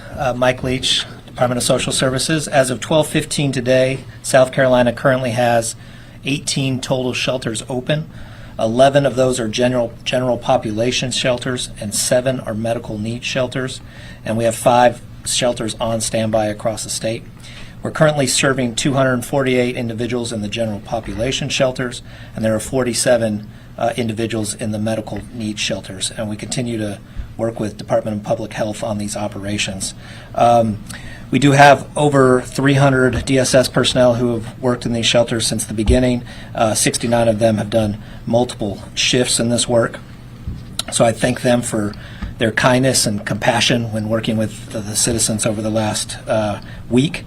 The Salvation Army is currently producing and distributing food for Aiken and Saluda counties. Operation Barbecue is currently in 1 location in Greenville and 3 locations in Lawrence County. Currently, our partners with the Red Cross are working to distribute FEMA shelf-stable meals for fixed and mobile sites in the following areas, and we thank FEMA for that: Abbeville, Aiken, Edgefield, Greenwood, McCormick, and Saluda.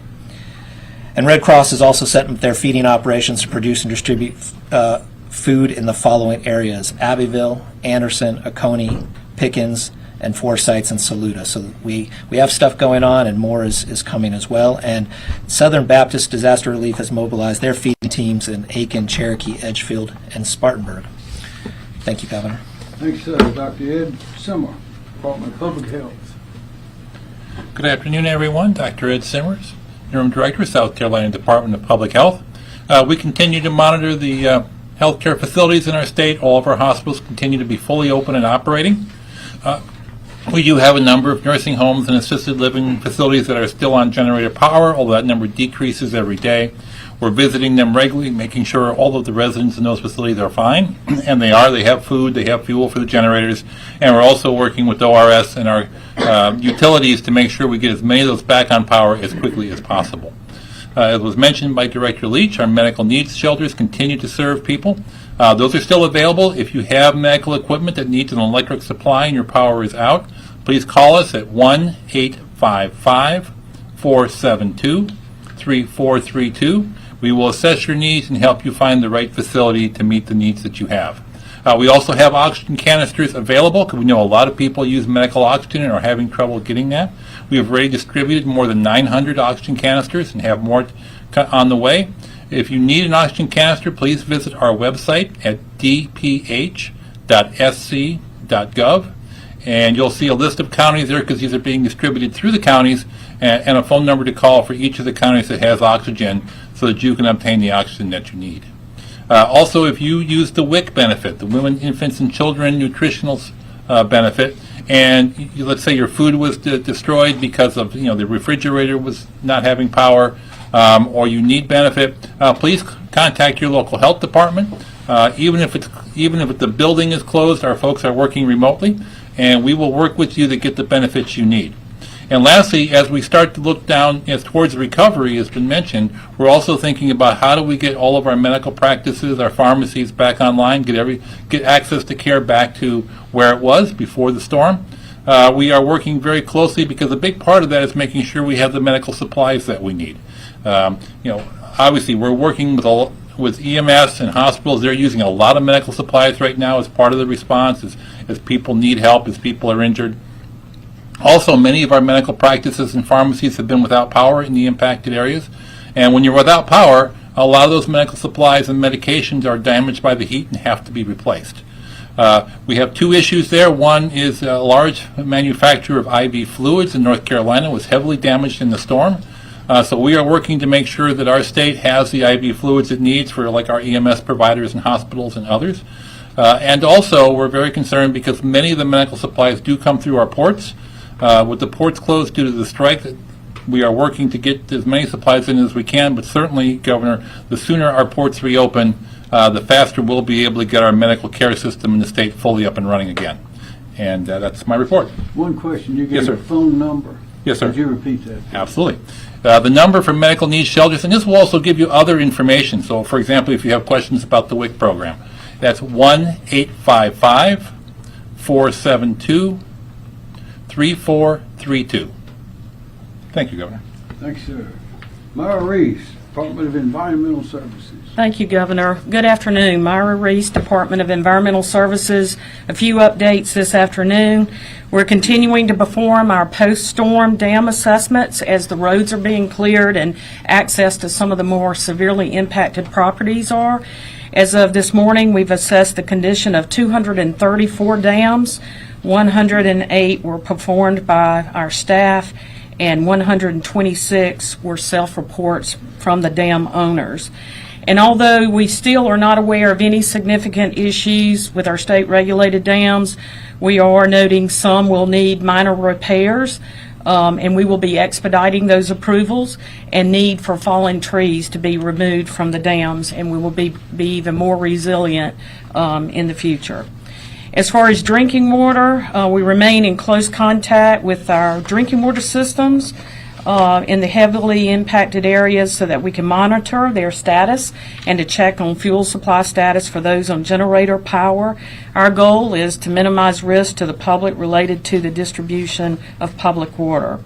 From a debris management perspective, that's probably one of the most biggest focus areas for us right now. We're continuing to work very closely with our state partners, local entities about debris management sites and the need for that and the need to identify some alternative sites. So I just want to point out that these debris management sites are there for the counties to stage debris and come up with some innovative different ways of getting that debris to where it finally needs to end up. When it comes to you as individuals and community members, as you clean up your properties, just a reminder that you should contact your local or county government to obtain information specifically about what you should do. And in closing, I just want to again thank all of our local emergency management officials, so many of our state partners who are helping out the owners of private wells across the state. And I will mention this number again as power is restored and you have any questions about your well, please call this number 1-888-761-5989. That's 1-888-761-5989. Thank you. Thank you, Mayor. And finally, Marcia Adams. Good afternoon, Marcia Adams, Department of Administration. I just want to say thank you to all the offers of assistance from citizens across the state. We have many charitable organizations such as food pantries, faith-based organizations, and other nonprofits on the ground in the local areas providing the exact goods and services to meet the needs of those folks. You can find a list of those charitable organizations on semd.org/recovery/volunteer and donate. And included is the 1SC fund in that and a little bit about that fund that you just heard about previously. We have had lots of calls from groups conducting food drives for disaster relief. We ask that they contact their local food bank and get a list of the most needed items and then coordinate with those food banks because they will deliver that food to the people who need it. And finally, we have lots of folks who want to volunteer. We ask that you register at volunteersc.org. There's also a link to that on the EMD website. Many of the volunteering opportunities do require some specialized training. We want to make sure everyone is safe. Please don't self-deploy. I promise you will be called as those volunteer opportunities arise. Thank you. What does self-deploy mean? Go out and start volunteering by yourself without being in an organization. Okay, and also the website was what? The website is scemd.org/recovery, volunteer and donate, and from there you'll have a link to the volunteersc.org. Okay, thank you very much. Any questions? Question for Brett. Sorry. Might as well come on in. Yes, sir. So you mentioned financial assistance through FEMA for homeowners or renters. Is that for people with or without insurance? Or without insurance? Is it just for people without insurance, or is it open to everyone else? It's for. I encourage everyone to register, even if you have insurance, because there may be some gaps in your coverage, things that insurance doesn't cover. We can't duplicate funds. We can't duplicate what an insurance company does with federal funds. But if there's a gap in there, we can help meet and fill that gap. Like a deductible? If someone has a deductible on their coverage? I can't give you a definite answer, but they just need to call and let's work through the process to see what that looks like, okay?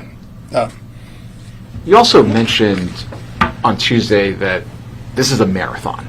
It is. I know it would be hard to put an actual date on when things will get back to normal, but what's the reasonable expectation when life may be back to normal, especially in the upstate? That is I can't give you a date on that.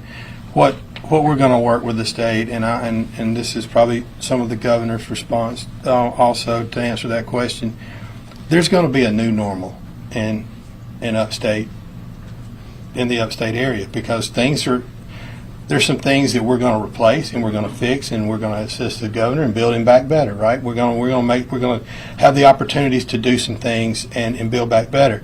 But it's not ever going to be like it was. So there's going to be a new normal, and we're going to strive to get there as fast as we can and make it even better than it was. That's our goal here is to recover. But it's not going to happen tomorrow. It's not going to happen next week. It's a marathon. It's going to be down the road a little bit, but we're here taking every step every day, getting a little bit closer to that. Thank you. Further questions? I know medical supplies were listed, kind of talking about the port strike and everything like that. Governor, yesterday you and Senator Graham kind of implored the president to do more to try and end the port strike. It doesn't appear that that's happened yet. Do you have any comment on that and the ongoing strike? No, but the Taft-Hartley Act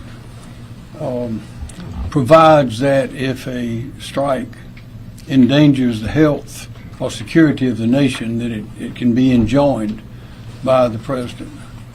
So this strike has just begun, and it's the entire Atlantic and Gulf Coast, all the ports. As you've heard today and before, it has medical implications, but has implications all over our state. Someone estimated officially one time that 1 out of 10 people in the state have a job, an occupation, or a career that depends on an operating port. And the estimate of the commerce, the value of the commerce is created is enormous. There's one estimate that each day costs the state about $200 million. I don't know if that's accurate, but that's been stated. But we'd like for it to end right now, because we're already dealing with a natural disaster, and we don't need a man-made disaster at this point. Mr. Kinney. Governor DeSantis today said he's sending Florida National Guardsmen and Florida State Guard to ports in Florida to try to get things moving as best he can. Is that something you would consider if this strike is prolonged? We'll consider most anything to get it started again. Our port is a little different from the one in Florida because of the ownership of the machinery, the ownership of the property. But the Taft-Hartley Act is the best answer, and that should be done right away, because of the situation that the entire our state, parts of Tennessee, of course, North Carolina, Florida, Georgia, we're in trouble.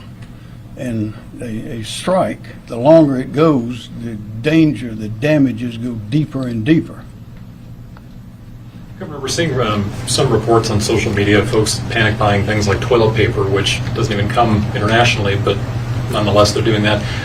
For folks that may be hearing just bits and pieces of the news, what would you have to say to citizens to kind of, ease their fears and encourage them not to panic buy certain items? I would say we've estimated that, first of all, get all your information from official sources. Please don't listen to what they say on social media, because there's always, not always, but usually either anywhere from 1% to 100% wrong. And it's inflammatory, and it gets going around. They say that a liar can run all the way around the world before the truth gets his shoes tied up. So that is just a natural thing. We got enough disasters without scaring people. But the power companies have estimated that the vast majority of power will be back on by sometime tomorrow, if I remember. There'll be some areas that are very hard to get to, and it'll take longer, but they're saying the vast majority, and these figures so far are holding that out. We went from, where did we go to? We started 1.3 on last Friday, and as of today, earlier today, we were at 388,000. So we've gone from 1.3 million to 388,000, and as you've heard, more and more people are coming in from all over the country to help. We got everybody on the field, and we've been through these things before. We're very well coordinated. We communicate, collaborate, cooperate, and that's why we're making such progress. Governor, yesterday Secretary Mayorkas said FEMA does not have enough funding currently to get through the rest of hurricane season. Do you have any concerns about South Carolina's needs being met for both this storm and any future storms later this season? We want to get through this one, and we've been promised by every official who's in a position in the federal government to promise it, that we're going to have whatever we need. Now, you can't replace broken trees, 150-year-old trees. You can't replace these orchards and pecan groves. You see the pictures of those that make you want to cry. We can't replace these people who have died as a result of this, 41 so far. But we're trying to prevent further deaths. There's no reason for anybody else to die as a result of this storm now, if we're very careful and we work together. But the federal government has a way of finding money. Even if they don't have it, they'll go borrow it from somewhere. But if we just get through this one, hurricane season will be over for long, and we'll be just fine. Aside from the federal money, it's beginning to look like this may be the costliest storm in the state's history. Some of these, our smaller counties, certainly been very hard hit. Can you envision maybe that you and through the General Assembly might have to be doing some direct aid to local governments after this? Maybe, but also we want to try to create some new sources for aid, particularly for the farmers, for food sources, because there's just a patchwork of things here and there. They're not really a part of FEMA, which moves pretty quickly. It moves at government pace, but it does move quickly compared to this patchwork. But we have to do something about that, and we've been speaking with yesterday, for example, Congressman Timmons and Jeff Duncan, Congressman Duncan, and Senator Graham, as well as the president, about having appropriations, FEMA style, for the farmers, because without food, without something to eat, we're all in trouble. And we have a great farming community here. We have our agribusiness is enormous. It's the biggest part of our state. It's bigger than manufacturing, bigger than tourism, and we have to take care of it. For our regulatory folks, are there any laws regarding generators? I know a lot of grocery stores lost power, had to throw away a lot of foods, a lot of meats. Are there any rules or regulations surrounding generators and backup power for any of those retailers? You mean requirements? Do you know something? I don't actually. I'm not aware of a state regulation regarding it. It's really the safety message of the fact that when you do purchase the generator, what you do with it within your business or your personal home or anything like that. So. But and I know in Florida they have a building ordinance for, I don't know what all buildings it covers, but I know it's filling stations, those kind of things. They have to have a generator for situations like this. Of course, they have hurricanes more than we do. But this ought to be a good incentive for the free market to understand the benefit that it would be on sales and business to be able to say that your station does not close down in storms. So I think the free market is going to add a lot to that. Questions if there are any? Yes, sir. I will note that within our healthcare regulations, hospitals, nursing homes are required to have generator and test them regularly as part of their emergency plan. Anybody else got something? I can add to that. And from an environmental perspective, it's just very large generators that we test for air quality emissions, but nothing to the extent of the generators that are being used for these response efforts. Governor? Yes, sir. Have there been any more conversations on what the state might do to incentivize getting those power lines buried for future storms? Well, we discussed that yesterday when Senator Graham particularly had brought the issue up before and discussed that with the President. Yesterday, that would be a good federal project, but they're expensive. But we wouldn't have some of the problems we have now if we had more in certain places, and of course that would save us a lot of these expenses. But there are a lot of discussions. Every time we have something like this, we learn things that we can do a little bit better. Governor, you tabletop these coastal storms. Do you need to maybe start tabletopping and simulating storms that come from the Gulf? Maybe change things up a little bit? We might start simulating those that come from the moon if this if this keeps happening. We always contemplate that. Of course, Hurricane Hugo went way through, went through Columbia, went through Charlotte, knocked down all the big trees in Charlotte. The place looked like a war zone up there. But this just reminds us of how unpredictable they are, and we never do. The experts, and they have different groups. One of them is at the University of Colorado, I think, and this is all they do is predict hurricanes, and nobody ever gets it right. Sometimes they say they're coming at us and they go somewhere else, and that's good. Sometimes they say they're not coming at us and they do come at us. So we learn something every time, but we know one thing we know is nature's not going to go away. And the better prepared we are, the better we can get all our people alert and aware of the danger, and then the better we can respond, which I think our team has been remarked by others is extraordinary in the way that we respond, the way we prepare, the way we respond, the way we work together in the job that we do. Any more questions? Thank you. Thank you very much.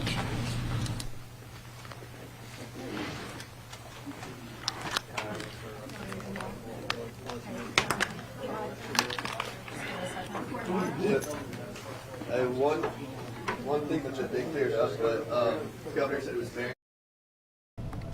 All right, so a bit of a longer one there, but in the 2.5 hours we've been live, covered lots of bases, lots of press conferences. So I'm just gonna, before I end the stream, briefly go over a little bit of the notes that I took during this and the important takeaways in case you're just now joining us here at the end of the stream. So bear with me if I'm looking down. I'm looking down at the 3 pages of notes I've taken while I've been up here today. So I do know that before I got up here and started this stream, Georgia Governor Brian Kemp held a press conference speaking about some things. But once we started the stream at 1, where South Carolina Senator Lindsey Graham spoke to the press and kind of gave an update after he had been briefed on the state of Aiken, and this happened there. And I can tell you exactly where they were. They were at the Aiken County Emergency Operations Center. That was at 1 today. And the notes that I kind of just took from that were that he said that power should be in for most of the state by Friday. And kind of mentioned that, you know, decades worth of infrastructure were torn down and wiped out in just about 4 hours. And was really pushing for FEMA to get some boots on the ground in Aiken, and said that there would be FEMA would be there before sunrise tomorrow. So that was kind of the big thing, in that over 1,000 Dominion Energy personnel were on the ground in Aiken, and he wanted more people to be there to kind of speed some things up. So that was kind of the big thing there. We knew in Aiken on Tuesday there were 62,000 without power, and I had the power outage map. Give me 1 second so I can give you that exact number now. In Aiken, it's saying 43,000 currently without. So from the 62,000 on Tuesday, progress, but slow progress, like we figured. So then we went to the North Augusta mayor. We got an interview with him while we were in Aiken, and heard that. We also got an interview with North Augusta Mayor Britton Williams. Your Meredith Anderson was there, and she got a quick little interview with him, and he said he's as proud of North Augusta as he can be. And he kind of emphasized things like tree cutting safety and pushing debris out of the way of the road and kind of towards the front of your yard, and doing that safely. He did mention that at the North Augusta Community Center, there was a charging station, MREs, bottled water, and that would continue through Saturday and Sunday until majority of people have power and that resource is no longer needed. You do need a South Carolina ID for that.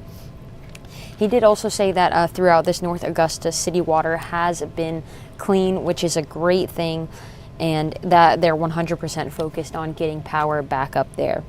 Then a couple notes I wrote down here from Kemp. He did, we will have President Joe Biden in the state today. He did speak on the 33 deaths in the state of Georgia as a result of the storm, and kind of went on talking about a couple of those individual stories and the effect they've had on him and first responders as well. Governor Brian Kemp also did say that 2,000 Georgia National Guard citizen soldiers were working across the state. So those are a little bit of the remarks that I wrote down there.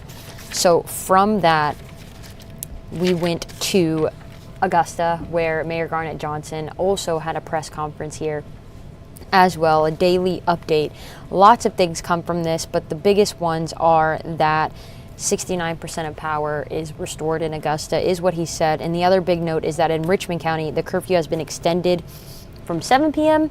to 10 p.m., so 10 p.m. to 7 a.m., and this is just one, as more signals are beginning to work, he says, and also two, for some of those people that are working later nights and use that time to go get their groceries or go get their gas or need to be out on the road a little bit later because of their work or etc.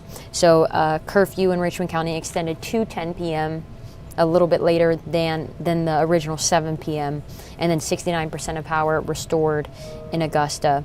The mayor did say that Augusta would be waiving the landfill fees for food waste, but you do have to show a Richmond County ID for that. It's for those Richmond County residents, and this isn't for debris waste or things like that. This is just for food waste in the home. And then he also emphasized the proper disposal of the debris, and do not burn the debris is also what they were saying. So then we spoke with the EMA director, who also spoke at the press conference and said that they would not be accepting clothing donations at the pod sites where they're giving out some of these resources, so you would be turned away if that is what you are trying to donate. So no clothing donations at those sites. They will not be accepting those. They did also mention that yesterday morning, 39% of Augusta had power, now 69%. That was the previous number was the 39. They did say that they also wanted to thank AU, Augusta University, because they have a distribution hub as well. And we were told that 75 additional National Guard soldiers were going to be on the ground today. Just reading through all my notes right here. Another big thing, Comcast, a representative, announced that there was a $100,000 donation to United Way CSRA from Comcast, NBC Universal. And yeah, so a huge donation coming to United Way CSRA from Comcast. That was also announced at that press conference. Mayor went back to speaking about the water again, because we know that if you're under Augusta Utilities, the city of Augusta, we're boiling our water right now. We're still under that boil water advisory. And I know that's probably what a lot of you guys are wondering on that update if you're just now joining us, but currently still 100% of the water is not drinkable unless you have the bottled water from those sites or you're boiling it. But he did say that water pressures are coming up. He said they've greatly improved, and he said it is not a matter of days, but a matter of hours. He couldn't give us an exact timeline, but he was hoping between 24 to 36 hours. That's what he said a little bit later in the conference, but he did originally say not a matter of days, hopefully a matter of hours, and that those pressures were coming up. So those were the big updates from that I wrote down. And the coroner did say he could confirm 7 storm-related deaths, and he did say that he's expecting to find a few more. And lastly, they did say that the number of people requiring shelter has gone down. So the update in terms of the water, he did say it should be a matter of hours, not days, but then still gave that 24 to 36 hour window, I guess just to cover his bases and be safe on that front. Then we go from there, and the final press conference that we just showed was South Carolina Governor Henry McMaster.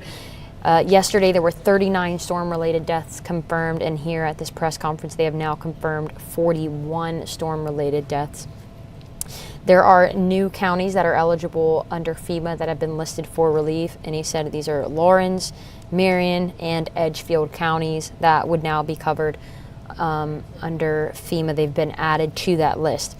1.3 million originally with no power and outages. As of today, it's looking about 388,000 in the state of South Carolina. They said they do have 12,000 National Guardsmen there in the states, and the biggest power outages still being Greenville, Spartanburg, and Aiken, where we were shooting a live. We had a press conference there earlier today as well. Just checking to make sure I've gotten all this. They did say there's 18 shelters still open in South Carolina. Let's see. And that looks about all of the big points that I wrote down for this. But they did say that for the state of South Carolina, I'm sure that's going to be the same for a lot of the counties here in Georgia that are being greatly affected by this, that there will be a new normal, and we're all experiencing that new normal right now. So we know plenty of people are still out there struggling without water, without power. We're boiling our water here in Augusta as we speak, just waiting on those pressures to come back up. But those are some of the biggest updates. We've covered all of those press conferences. We've had them here from 1 to about 3:30 now. So I'm going to go ahead and wrap up this stream. Those are all the big updates. Anything else you can find on our website and our later newscasts that we'll be doing. We were affected by a bit of a power surge this morning, so we were off the air there for a second, but we're streaming digitally now. And just stay safe out there, stay off the roads if you don't have to be out there, and we'll see you in a bit of our later newscasts.